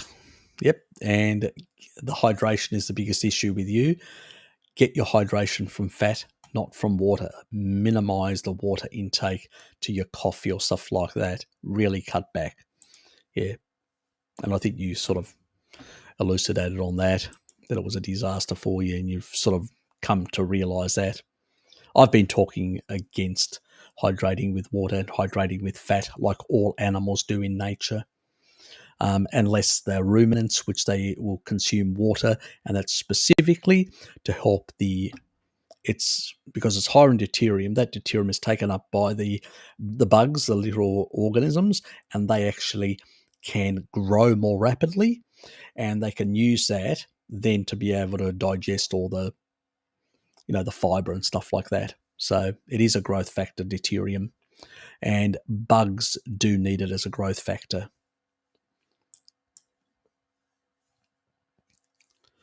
Harry, do you have any tips for night shift office workers to reduce negative effects on the circadian rhythms? Yep, I've talked about this before.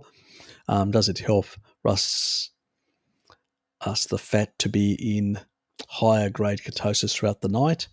What you need to do is eat in daylight. Simple. You fast through the night. So if you're doing a night shift, you basically, at the moment as the sun goes down, you stop eating completely. No eating at all. At most, if you want to hydrate with a bit of salt water, that's about it. Nothing else. And at the morning, when you get back home, you go to sleep. And then when you wake up, it's still daytime, it's a midday or whatever, you consume food then in daylight, only in daylight. And that will basically tell your internal clocks. I've had a lady that actually had a lot of problems with sleep and a lot of problems with night shift and stuff like that. And what she did was she ate in daytime, as I told her, as I instructed her, and she basically fasted all night long, went to sleep, fasted, and then woke up and ate then. And it resolved a lot of her night shift work issues.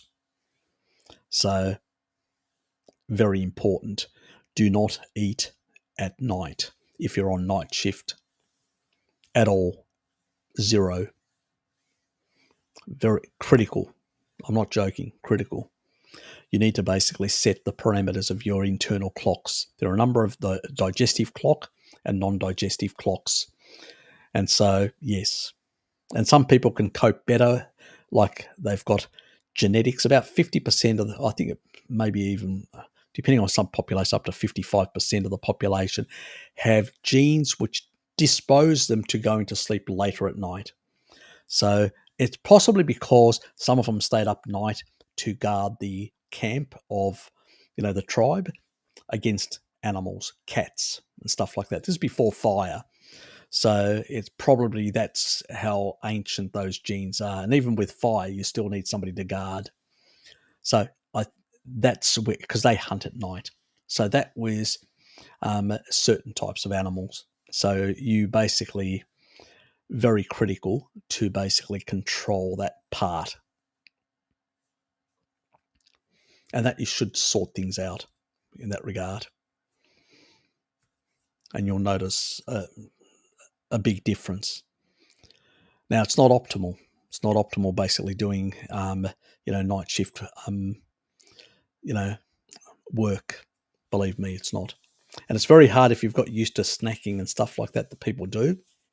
And I know people tell me, oh, I'm just doing beef jerky, or I'm doing this, or fat bombs, or coffee, or stuff like that. And I go, no, you can't do any of that.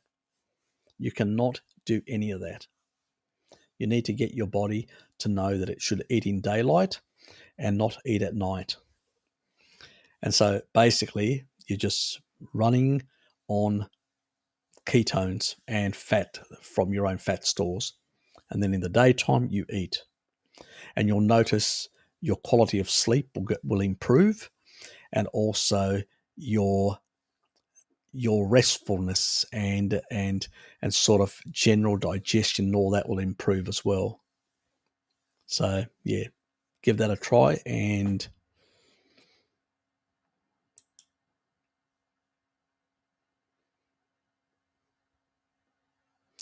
Relatively compared to many other food sources. Animal sources generally are lower in deuterium. Even plant fats, like for instance nuts, even though they're contraindicated because of the anti-nutrients, the fat source in the nuts, like a macadamia nut or whatever, is lower in deuterium. So it's the other negative side stuff that actually, it's really when you process anything, you add deuterium. It's just one of those processing things that actually add these heavy ions of hydrogen, which is what deuterium is. So it's the industrial process. This is why seed oils, in their pure thing, are much lower, but they can become rancid. They can still have oxidative products, but they can be lower in deuterium in their natural form. So a nut, for instance, may have omega 6s. They can degrade a bit more than, and be problematic and have some increased oxidative primary products, not secondary, but primary, if they're still in a sort of a food matrix of a plant, but it's been cut and all that and exposed to oxygen. But they will be lower in deuterium. But the moment you actually process them in an industrial oil refinery, because that's what it really is, that's when you add a lot of deuterium, and the deuterium levels go up nearly threefold, 2.5-fold to be more precise. So they go from the low hundreds right up to 255 parts per million. Massive. That's why seed oils are so toxic to the mitochondria. It's not only the oxidative products and all that are toxic to the general body through oxidation, aldehydes ripping lipid membranes, but it's also the high deuterium levels that are damaging the mitochondria, overwhelming the ability for the mitochondria to deteriorate, to deplete deuterium through enzymatic pathways. So you overwhelm the Krebs cycle, which produces metabolic water, and you're going to get some basically heavy ions, these deuterium ions in the matrix water. And when those ions are pushed through the complexes, as they strip off the electron to use for the electron chain and push up, they'll not only push through the actual protons, but also some neutrons. And those neutrons are the problem. They're double size bigger. So as the ATP synthase is rotating at 9,000 RPM and going through, it slows it down. A couple of neutrons will slow it down. Too many neutrons will break it. And when you busted a nanomotor, you've actually just lost some energy production capacity. And even all those folds in the outer part of the mitochondria, you've got these folds, you notice, all those folds, those little fold things that are like that, like a little circular thing, that's where the gradient is built up through there are proton pumps, because on both sides there are proton pumps. There are the two electron chain type things, and they will pump through and then push through the ATP synthase back into the matrix, and that will actually rotate the damn thing. And the more of those in those folds, you've got these electron chains, the more you break of those, that mitochondria becomes less efficient in producing energy and becomes more senescent, more damaged. So even if let's say you're doing a reverse electron transport that I've talked about to try and force more biogenesis of mitochondria with something like stearic acid supplementation, all you're doing is causing a division and a cloning of an existing poor mitochondrial. So that's what I've always said, fix the mitochondria and then start cloning them and building more. Can you see how the background has changed at 9:30, nearly 9:30, how it's gone darker? Everything, the systems just made it a bit more redder in the background. That's what I was talking about earlier. I just wanted to remind people, because somebody did say about that. My monitor just went, my camera, everything's gone, and that's deliberate. So, and even because it's got a little sensor thing right there, so it's emitting. It's gone. It's reduced. So everything reduces in terms of the blue light at about 9:30. So I usually get to bed a bit later. I'm a bit of a night owl because I do have those genes, and so it's perfect timing for me. I probably should knock it back to 9 o'clock. Yep. Anyway, I keep on saying that I'm going to do that, and I forget. Yeah. Anyway, it's around about the sugar level. Trying to remember now, because there is a lactose part. The protein part, we don't oxidize protein, so don't worry about that until you run out of everything. And then if you're at that stage, deuterium is the last thing you're going to be worried about. So the sugar content is slightly lower. It's about the 140, I think it's 42. Most raw sugar is about 155, like water, tap water. That's sea level water we're talking about now. The higher the fractionation, the higher you go up the elevation and the UV, it does deuterium deplete, so it lowers it. And I've discussed this before.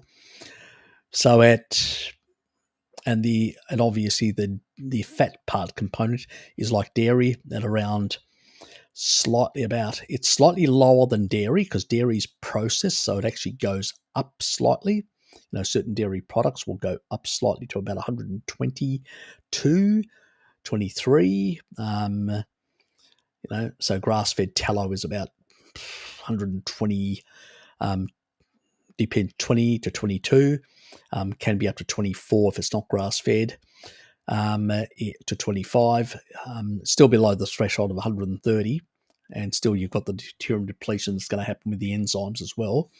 Butter is about 124.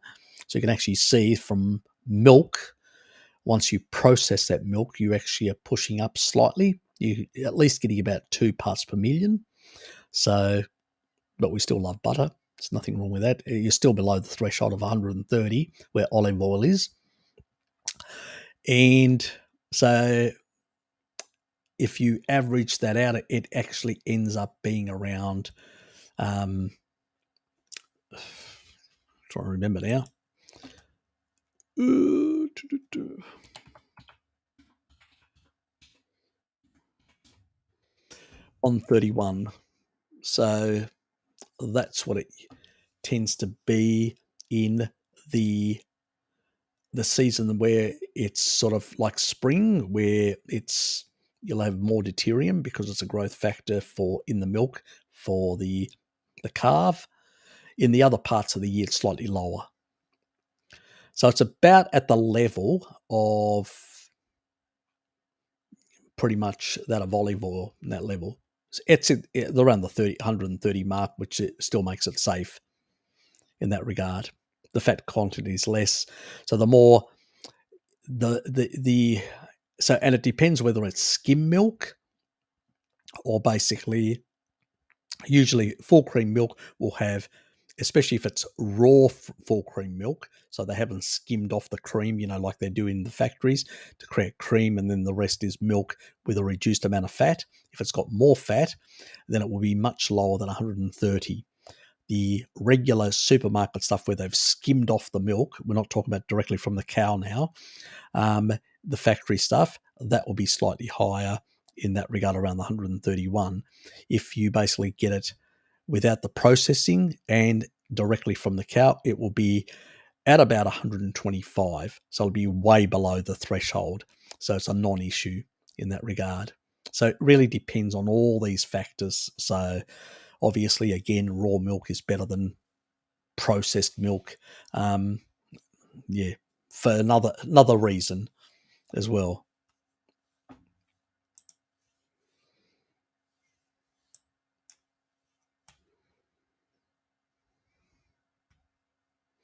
Thanks, Oggy. Thanks, yes.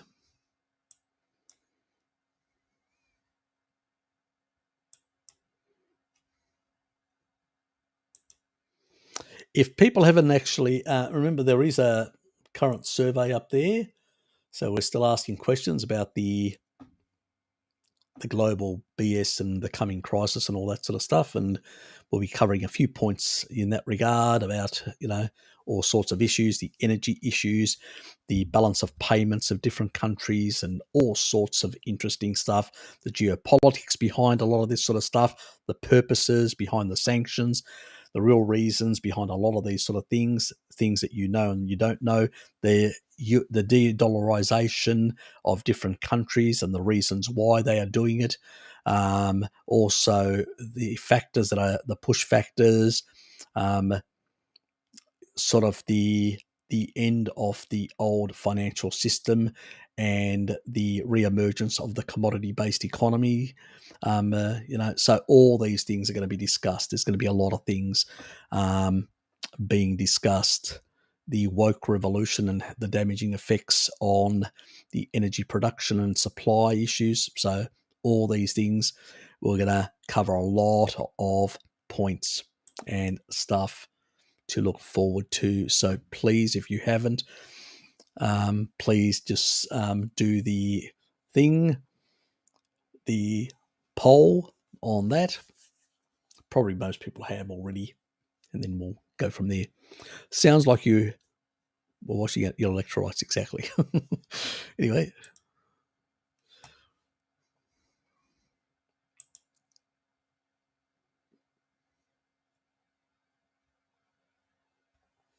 Why am I up so late? It's 9:30 here.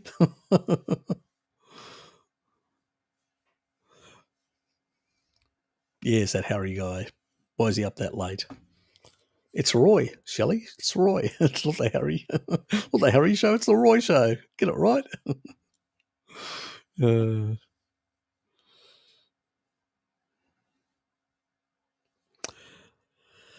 Yes, it's probably a hydration issue. That's what it is. It's a hydration issue. You're probably not getting probably enough taurine to regulate. You may not be getting enough sodium as well. Can be another issue.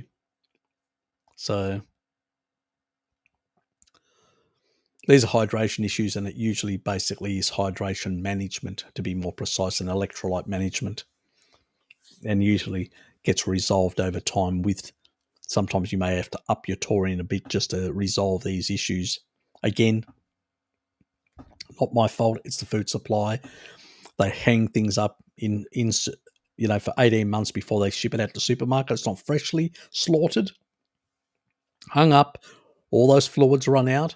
All that taurine runs out. Most of our meat supply is deficient. Simple. And it plays a key role in regulating so many pathways in the body, your gut, your whole digestive system, basically. And I've discussed this multiple times, plus your fluid and all the ions,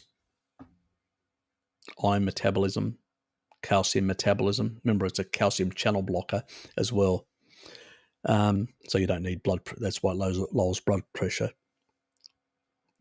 Sodium metabolism, potassium metabolism, magnesium metabolism, you name it, it regulates it.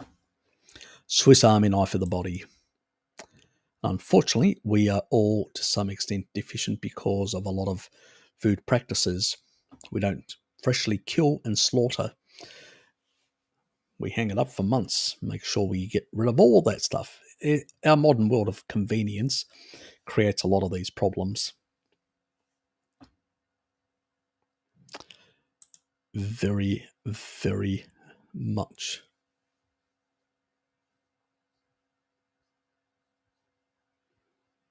Yeah, it definitely does. That's another issue itself. Yes, some supplement companies. There's no. Remember, even the niacin stuff. The niacin stuff is even worse. The niacin stuff is all over the show. That's why I get that special one, which is a TGA approved, which is the Australian version of the FDA, and they specify that it has to be a certain. It's actually therapeutic level. They can't actually, because it's for people like they can't tolerate statins, and they put them on this. So that has to be at that specific level. So that's why I only get that brand and nothing else. I've shown you guys before. You've probably seen it, Bert. It's the same thing with the vitamin D. That's why I go for that one with the coconut oil, which is safer, plus it's a better company in terms of it has third-party testing. You got to look for third-party testing. And even there, you got to do a bit of research to make sure that it's not bullshit, just not something they have to show you proof. Yeah, it's a minefield when it comes to the world of supplements. Yep, I realise that, KL, new sub tuning here, have watching a couple of your older streams and have seen you discuss certain nuances in diet based on genetics in the recommendations on where to go if I wanted to. I would definitely consider doing, like I did, a 23andMe genetic test and get some baseline to know where you're at and all that.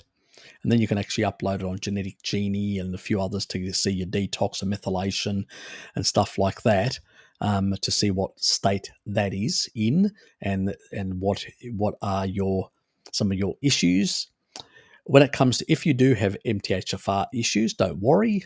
If you eat enough meat and dairy, you should get enough riboflavin. Riboflavin corrects the whole thing. You do not need to supplement B12. Do not supplement, folate. Not required. It's all naturopathic BS. The moment you get enough riboflavin, which is eating enough meat, animal foods, it corrects the MTHFR immediately. I've done a video on it and I show the research. So it's a non-issue. So if you do have that, but that's the thing that I would definitely look into, KL, to get some baseline of what genetic predispositions you may have and some biohacking that you can do. Because sometimes, look, even some people that may, like one person mentioned to me, I think I may come from, I've got this background and all that. And then they actually checked and they realized, they had some Irish background or genes similar to the ones with retinol. And so they realized, oh, I'm a bad converter. And they resolved that issue. And there are other people that think they've got certain things, especially if they're from mixed marriages, where they're coming from different ethnic groups. There as well, they could actually inherit all sorts of combinations that could end up, very hard to know whether you've got certain things or, you can't say, I can't say to that person, look at what your ancestors ate in terms of certain animal foods to be able to tell you what you should be more focused on. So, yeah, it's probably, if I was going to do anything, I'd definitely do a genetic test like I did, a 23andMe. Anyway.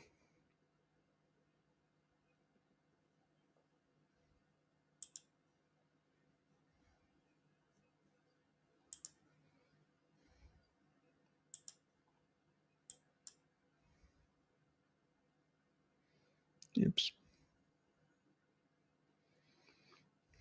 James has come back. Is he still here? Yes, he is. Oh, and Sarah's here as well. G'day, Sarah.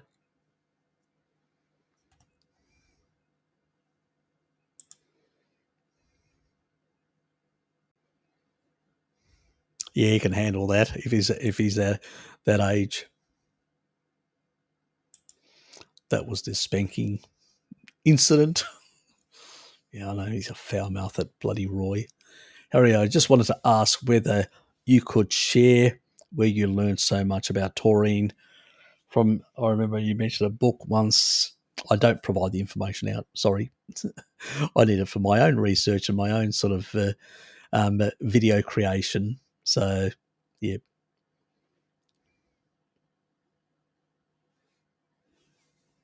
That's the reason. I'm a bit selfish on that front. Yes, it's a taurine band show. I do want to make more videos on that regard. Maybe at some point in the future, I will link it from my drive and provide people access. But until I've made my videos and got my views and my likes and stuff like that. Is that right, Shelley? Still running a YouTube channel. We still need likes and subscribes and ticks and stuff like that. Can't give away too much. I never give anything out. I do the video. I put the link of all the research once I've done the video. That's a standard thing. Shelley knows. You got to protect your channel. Good to see you here, mate. Good to see you. Hope you enjoy some of my content. Things are difficult. Yes, apparently their government is telling them to hoard food items. It's not looking good for the whole of Europe with energy situation. Not at all. I think their continued mandating for sanctions is going to make the Russians rich and the Europeans poor. That's what it's going to do. And the Americans to dominate the European continent, but a broken continent that may go right wing and extreme in left or right, and that could make things worse even for the Americans. I think the Biden administration is shooting itself in the foot because it's so myopic and short-sighted. But that's for the other video, the other live stream that we're booking in, so I'll say no more. Anyway, move on. You're welcome, Pascal. Red Tanto, good to see you. Do you have any videos or write-up on Marfan syndrome? No, I haven't. And that's a syndrome because I usually, I've got my ear on many syndromes, even some of the modern ones, the recent ones with children and all sorts of things. But that is not one that I'm aware of. So what is it? Okay, it's an inherited disorder that affects connective tissue. Marfan syndrome affects the heart, eyes, blood vessels, and bones. People with Marfan syndrome are tall and thin, with long arms, legs, fingers, and toes. Treated and induced bone. Medication to help. Blood pressure low. Keep blood pressure low. Glasses or contact lenses and surgery. Well, the blood pressure component there is one thing that I do know that regulates blood pressure, but also if you're on blood pressure meds, you will need to adjust them downwards as you're increasing taurine. Taurine is a osmolyte and a major regulator of the entire body. So it's a really important component. I'm intrigued. I've never heard of this condition. So, yes, okay. So you must be like Andre the Giant, that big wrestler. Did he have something similar or not? I don't know. But he was very tall. I think he had some sort of syndrome that made him very tall. But when it comes to fat-soluble vitamins are very important. So a species-appropriate diet will regulate those. I have known about certain types of collagen-related issues where niacin plays a role. Not in every one of them, but in some. And definitely taurine definitely plays a role in a number of these things in that regard, especially for the blood pressure stuff and also for the blood vessels and stuff like that. There is a case where nitric oxide can be an issue for some people with certain conditions. I don't know about this condition. That's why I cannot recommend at this point, unless I've done a bit of research about citrulline. It could be the other way. I'll find out more about your condition because Shelley knows what I'm like. Something new, wow, I never heard of this. Let me just check it out. I will look into it. So do come back next week and do ask me because I'll be definitely looking into it. I can guarantee you because anything new, I've never heard of it. First time. There's probably so many syndromes that I haven't heard. I have heard for a lot of things, but this one, not. So it's interesting. It intrigues me. It really intrigues me. And you get heart murmurs as well, abnormal curved spine and all that. Heart murmurs as well. Yeah, taurine plays a big role in regulating heart remodeling. It prevents it. It actually forces it back into the proper heart modeling. So that would definitely help. And the blood pressure would come down, which is another issue. Here, regulating the fluids and all that would be very important.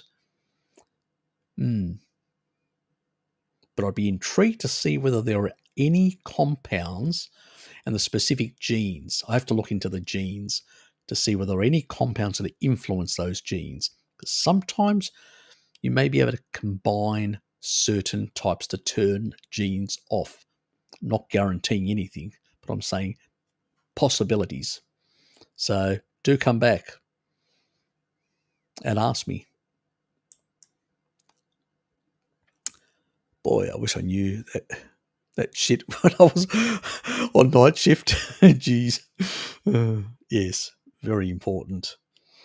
I can't remember who basically was asking. I think it was. Oh, I can't remember. I think it was a lady out of. I haven't seen her for a while. She was out of the Netherlands, I think. Yeah. Anyway, you're welcome.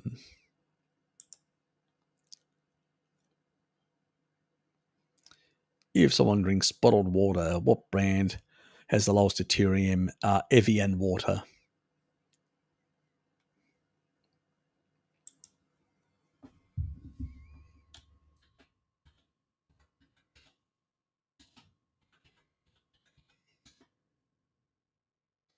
I've spelled it correctly. I hope I've spelled it correctly.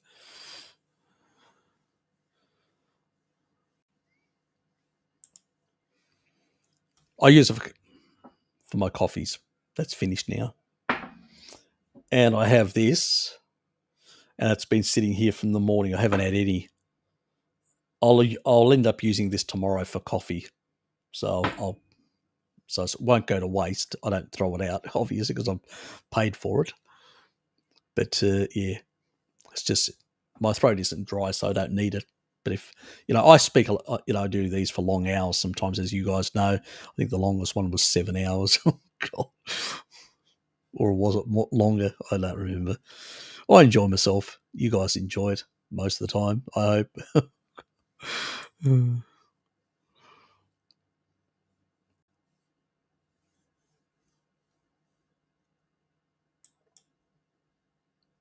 Oops.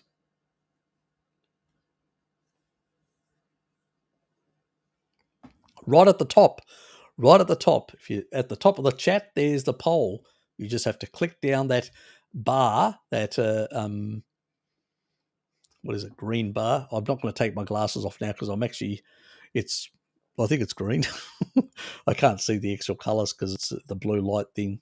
So I don't know what the colour really is on your screen anymore because I've lost the blue light thing, so it's just altered the colour. So that little bar up there, you can actually stick your vote in there, James. Okay.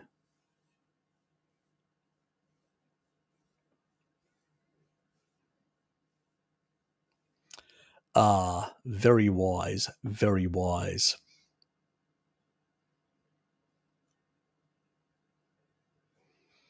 Yes.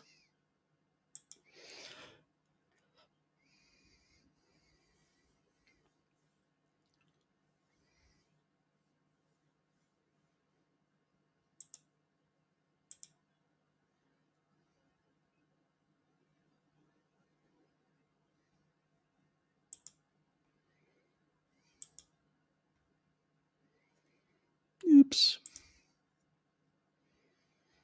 And there's Sarah. Harry, what's your view on raw carnivore approach of people like Sverrier? He's a dickhead.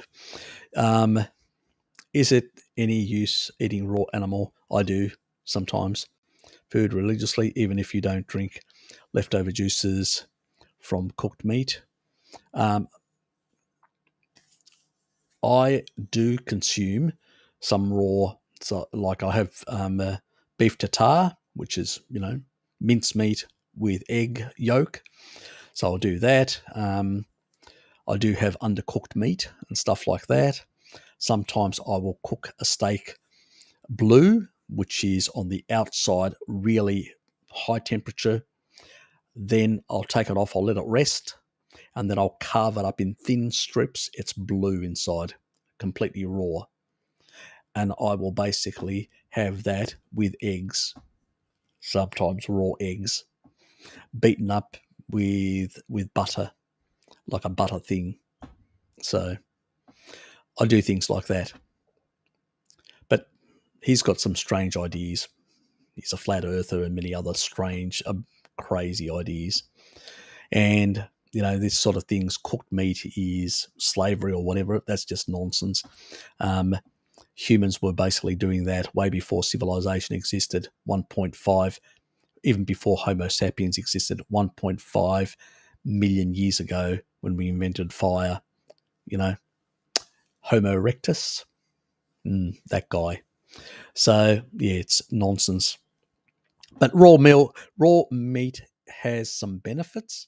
Forget about the taurine side. That is a benefit, but also enzymes. It can provide some additional enzymes and a few things. The difference is that when you cook, you extract more nutrients, but you lose other things. So it's a sort of a balance. So having a bit of raw stuff now and then is not a bad thing. Undercooking certain things, not a bad thing. But there are still people out there that do regular cooking stuff. They've been doing it for a very long time and don't seem to have any issues. So, but then again, they may not have originally had any issues in the first place and they can tolerate that. I'm not putting any marks there. At the end of the day, raw meat seems to, people that have come out of a veganerized diet and have a lot of gut issues and stuff like that, they notice immediately that raw meat is much easier to digest and all that. Now, generally speaking, when you cook a meat and denature it, which is what you want to do, so the amino acids, the fats, the proteins can break down to simple amino acids much easier by cooking it. When you actually have it raw, it takes more processing in the stomach to basically achieve that. But you're also getting higher amount of taurine. As a consequence of that, from the raw meat, especially if it's fresh. If it's not fresh, no, it's not going to make much difference between the supermarket stuff and that. It'll make a small difference, but not a profound difference. So what people notice because of that slight increase in taurine, I've done a video on stomach acidity. The proton pumps inside your stomach are regulated by taurine. Yes, you do need chloride, sodium chloride, from salt, the chloride part for the production of the actual, that stomach acid, but to regulate the pumps and to get them in that lower pH level, so more acidity, to be able to digest the proteins, you need it to be, those pumps to be properly regulated, especially if you've been on a diet, and a species inappropriate diet, and they've been down regulated. You're running levels of 3.5 or whatever, or 3 in terms of pH, then you're not going to have good digestion. You're going to have, so in a raw form, that extra taurine is going to help lower the pH and allow you to digest better. That's the only reason. The digestion in terms of the acidity of the stomach improves.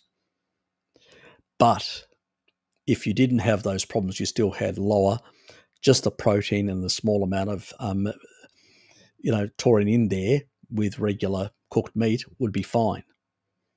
But if you've come from a sort of a situation where you've been very low on animal foods, very high in plant foods, and you've altered the homeostatic state of the stomach, then, because he came from a vegan diet, then raw meat seems to seem better to digest.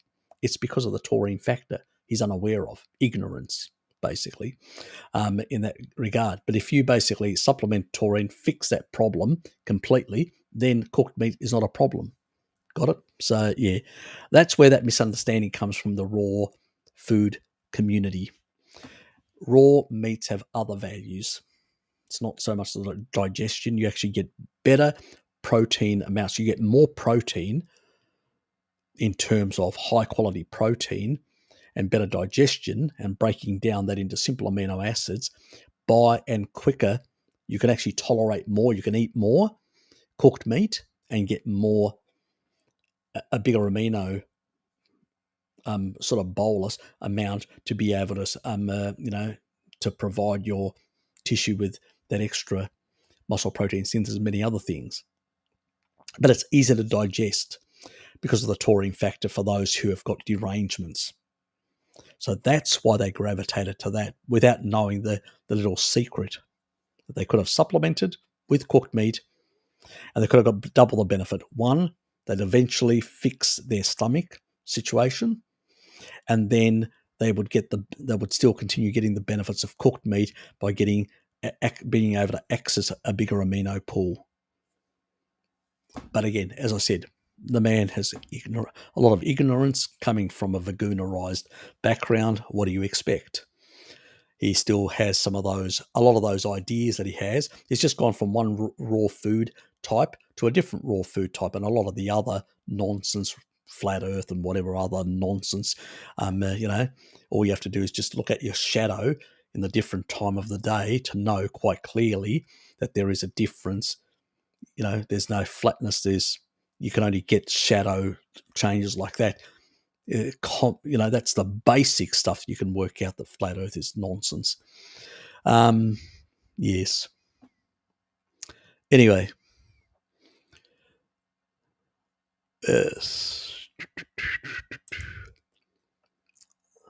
Ignorance is bliss for some people.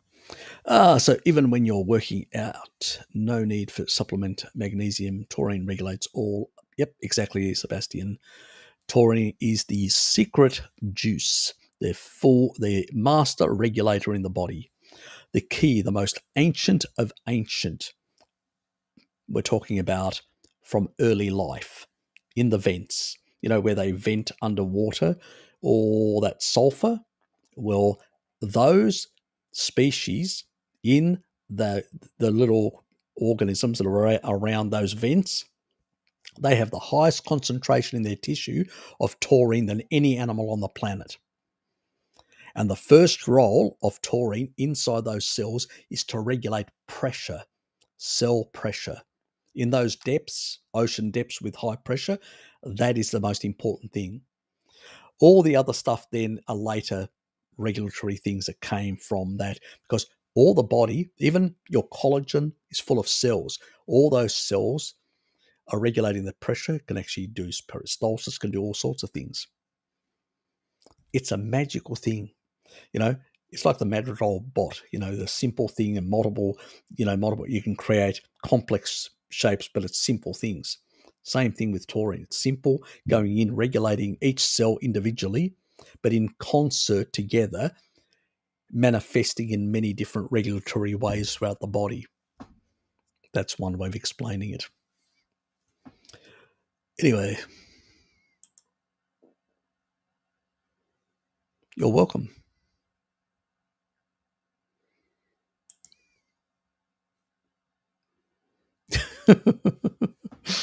Yes, very much so.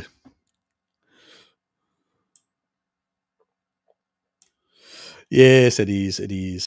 There can be a lot of damage done till then. Yes, very much.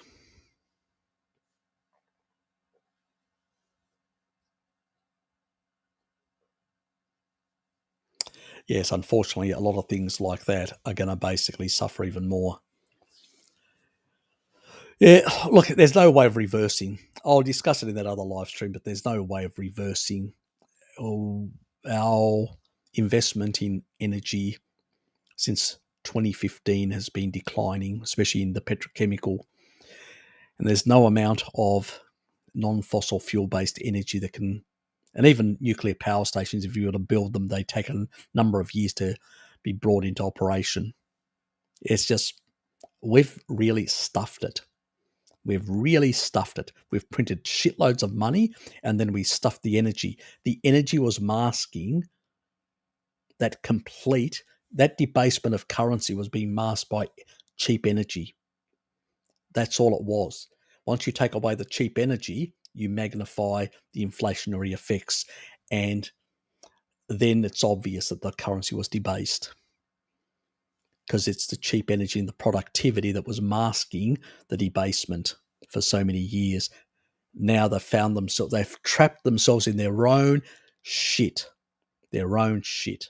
That's the problem, and we're going to pay for it. While the bankers are sitting on the sidelines hoping to, sort out. And this is the reason why they're creating all these conflicts around the world and all that. This is a global struggle for currency supremacy and a whole lot of other things. You'll understand what I mean on the next video. Anyway, can taking melatonin inhibit the muscle growth? It's said melatonin as an antioxidant. I would not take melatonin. I would not supplement at all, Elizabeth. At all. You don't need it. What you need to do is naturally allow your melatonin to function. Blue light, keep the blue light down at night. Also take taurine, 4 grams, if you've got low melatonin, to suppress cortisol, especially if you've got a lot of stress in your life with, I don't know about you, but others that have stress with kids and all sorts of things, financial reasons or whatever, can't sleep. Their cortisol stays up, elevated at night. Well, taurine can bring it down to normal levels, magnifying melatonin, making them more sleepier at night, and getting the right signals going out at night, just as the sun's going down, to signal to the mind, to the brain, you know what? It's heading for night. Then we throw in the taurine, the 4 grams. We normalize, because that's what it is. It's a regulator. It brings it back to the homeostatic level where it's supposed to be. It's not like a blunt instrument like blood pressure meds or stuff like that. It brings it down to the problem to allow the activation. And, as long as you're not exposing yourself to too much blue light, which raises cortisol. And that's the other thing. That's why you'll get that calming effect. That's why I know a number of people take 2 grams of taurine midday in order to calm, because it reduces anxiety, calms you down and all that, and it really lowers your cortisol level. It really has a calming effect. So some people struggle with work and stuff like that. And then in the evening, they take the other 2 grams or a bit more, and they bring down to normalize their cortisol level, because it does, like sodium also. And taurine do normalize and bring down the melatonin level, the cortisol levels, allowing melatonin to rise. And if you take too much taurine at night, you'll get sleepy much earlier. You'll notice. So in that regard. But no, I wouldn't supplement. Definitely wouldn't supplement. For a whole lot of other reasons. You're deranging a whole lot of process in the body. Please don't. I've recommended for some people in small doses for small periods of time. And a lot of the supplements are problematic. They have doses which are not controlled. You don't know what you're getting. They can be really high, very low. If they're very low, I'm less worried about. If they're very high, that's what I'm really worried about, primarily. So the quality assurance is just shit out there, unfortunately.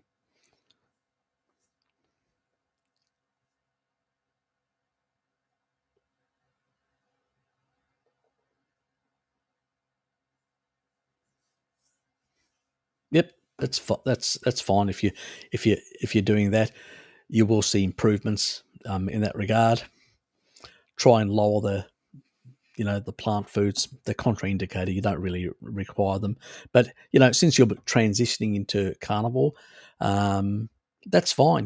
Don't go too fast either, because going too fast can also create a lot of gut microbiome disturbances. It's much better to transition slower into it. You get better results that way. That was the water for Shelley.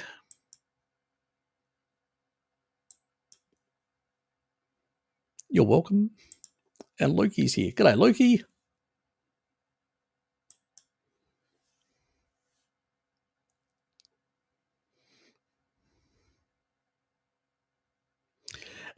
Not really. You can't really get that high or whatever.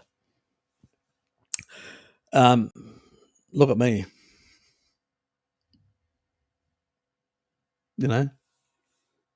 Oh, why'd I do that? Blue light. Oh, shit. But you know what I mean. I'm 56. Actually, I've got less wrinkles than I had 10 years ago. So, and I get more out in the sun than I used to. But I'll tell you the little secret about wrinkles. One thing that can inhibit wrinkles, niacin. I do supplement with niacin. So about 125,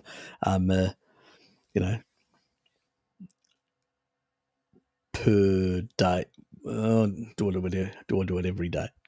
Not every day, but especially on the days that I do go out in the sun, yes. So, you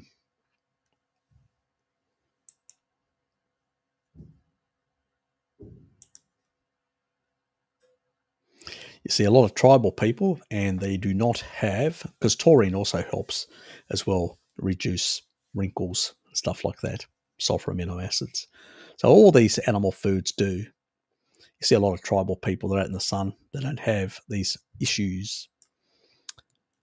It's modern people with a lot of other things. It's collagen derangements, which is what, and fat-soluble vitamins, niacin, taurine, all these things help mitigate a lot of those derangements in collagen in the skin.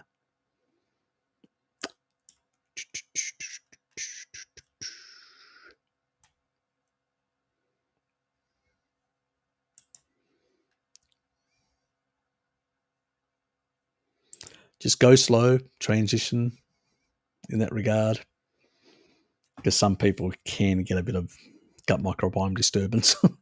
So it's actually better to go slow, transitioning, reducing and reducing.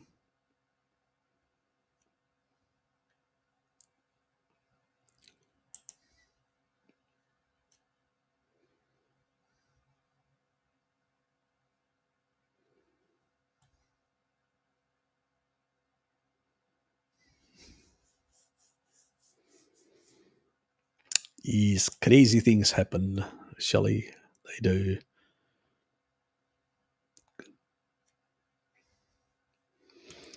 See you there. He's probably already gone.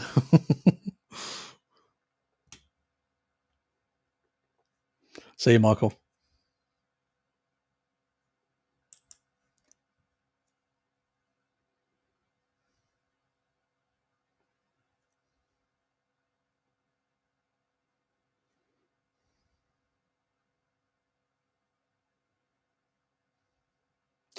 It's primarily in China, Shelley. 90% of it is. That's why, the world. Yeah. This is more sort of, I'm telling you, look at secondhand cars, how expensive they're becoming. They've gone up in price because they can't produce enough new ones. Rare earths for a lot of the electronics, they're in China, 90%. Yeah. More to be discussed on the other. Yeah. Yep.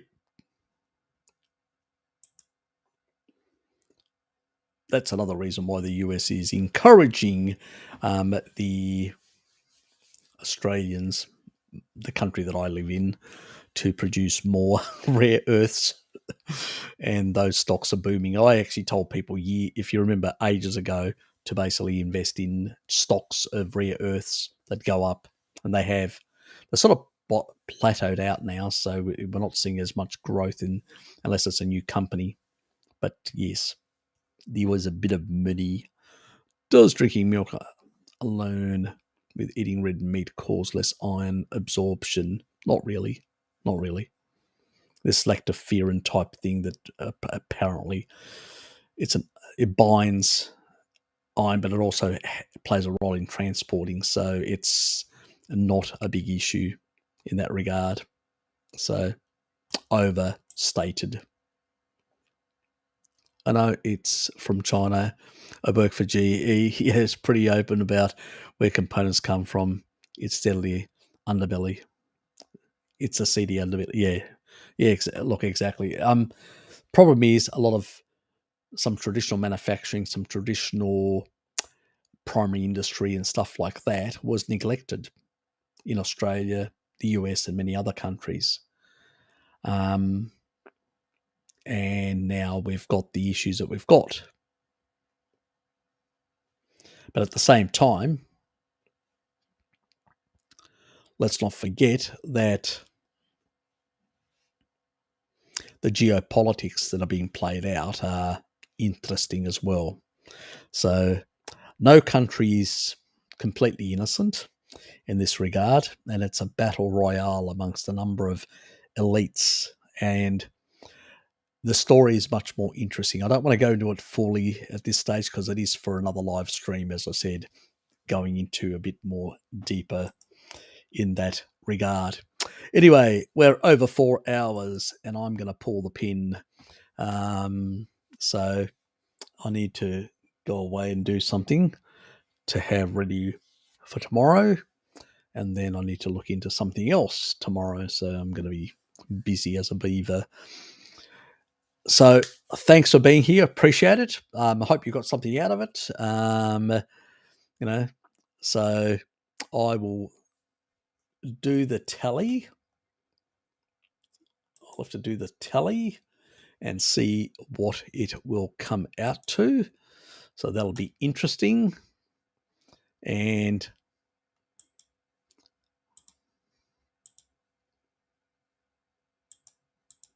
oops.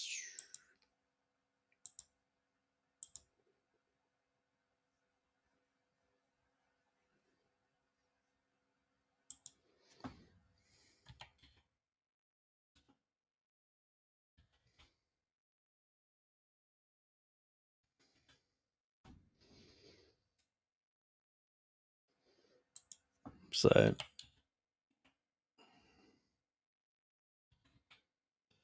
basically, I will do the tally and work out exactly. Looks very even. I may have to toss a coin to see which one wins. God. Both are very close. Let's put it that way. You're welcome, Bert.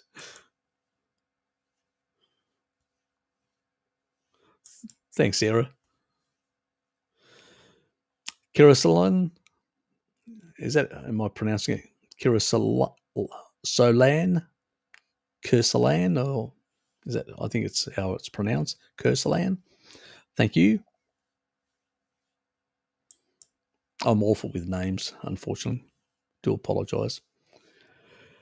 Thanks, Pascal. Thanks for being here, mate.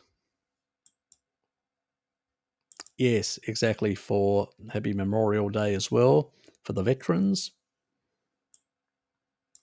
Oops. Get it right, Harry. KL, thanks for being here, mate. Hope you enjoyed it. And Alex, as always a pleasure, mate. Thanks for being here, mate. James, thanks, mate. Take care as well. And I'm pretty much out of here. See yous. And please hit the like button on your way out.